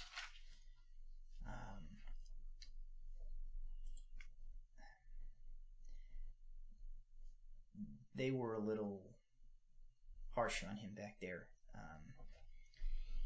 But I get a pretty good sense for people. You don't seem like you're up to no good. What? You fooled. What? You said he sent a letter to somebody? Insight check as I'm Sure. sizing her up. 19. She seems honest. You get the sense that she knows Harken, and is just kind of like following up a little more with you. Our employer has worked with him on a couple of cases involving unusual circumstances, occasionally magical ones. Oh, that wizard? She nods, just, okay. Somebody said 3 weeks ago he sent the letter? Mm-hmm. She shakes her head. She's like, oh boy. She says, look, they were harsh on him in there, but not necessarily inaccurate. And he has been let go. But she kind of looks around quickly. She says, you talk to him. I worked a couple of cases with him. He's a decent guy. Get the story from him. I gotta tell you though, if he's still on this case, he's gone a little overboard, I think. He's getting a little obsessed with it. Which case? The one missing person, or didn't start out as a missing person. There's a girl involved. I know that. I talked to him a little bit about it. He wouldn't let it go. I know that. And if he's sending letters to wizards after he's been let off the force, he gets a little fixated sometimes. Just, I can tell you where to look for him, at least. That'd be appreciated. There's a place called the Oak and Grain. It's over in the Drag. It's a pretty popular peacekeeper tavern. It's his regular haunt. If you're looking for him, he's probably there. How far is that from the accidental horse? I don't know about and Niles is like, the Oak and Grain is right back across the bridge there into the Strand. It's the accidental horse is further up towards the bridge over to the trade. Okay, so it's trade docks. It's not that far off of our. No, it's like. If he's a stumble home drunk like the random chatter seemed to imply. Not that I heard that, but sure. She nods and she says, "All right." Thank you, investigator. She nods and she says, "Just when you see him, tell him to take it easy. He's gonna kill himself." And she kind of nods and glances and heads back into the building around the side. Well, fancy a drink, or shall we get lodgings before? Let's get our lodging set first and grab some food. It's still pretty early. Okay. I think that's a good place to call an end to the session. We'll let you guys get your lodging, and then we'll pick up next session with rooms and food secured, and the group ready to go continue the search for the apparently fired in disgrace Investigator Harken. So, thank you guys for joining us. Thank you to our sponsors, note cards. I should just put these on the table. So if anybody is still with us tonight, thank you for sticking around. Thank you to our sponsor, the Valondan Studio, the 8th House, and Little Dragon Corp. You saw all about them during our mid-roll ads. You can type !Little Dragon at any time in the chat if you would like to get a link to Little Dragon Corp's website. And you can enter the promo code bonus if you purchase anything from them to get a discount. As these guys fill out their cards, if any of you are still watching at home, we are doing a thing we call the Golden D20, where somebody who did something particularly cool or insightful or funny or awesome gets a free natural 20 that they can use at any point in the following session. So, in the case of a...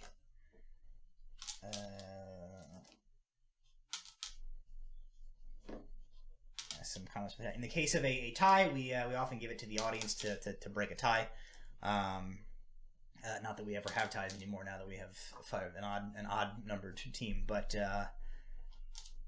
feel free to add your suggestions if you have one. I'm going to give them another second to finish their writing for their votes. We'll determine the Golden D20, and then we will call it.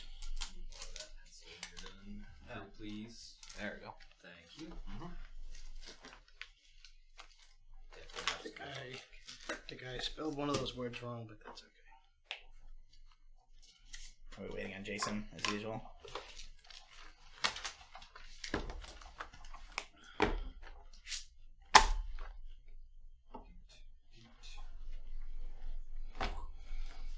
Jason has completed his masterwork. We have Kel for Bert. We have Kel for making librarians uncomfortable. We have Walter for Moxco's beanery machine. We have Kel for puppet book inquiry. And we have Kel for Bart stuff. It's Bert. I was like, it's Bert. So Kel will have the Golden D20 for next week. And thank you all for sticking with us. Is that automatic ball magic surge if you use it while attacking? No. You get That's roll low. I thought it was high. We will see you guys next week for the next part of our new adventure arc, which I have yet to figure out a name for. Those of you that celebrate, happy Thanksgiving. Happy Thanksgiving! And be kind to your retail workers. If you're Native American, I'm real sorry. Yes. That everything is awful and the world is garbage. Bye. Everything is awful.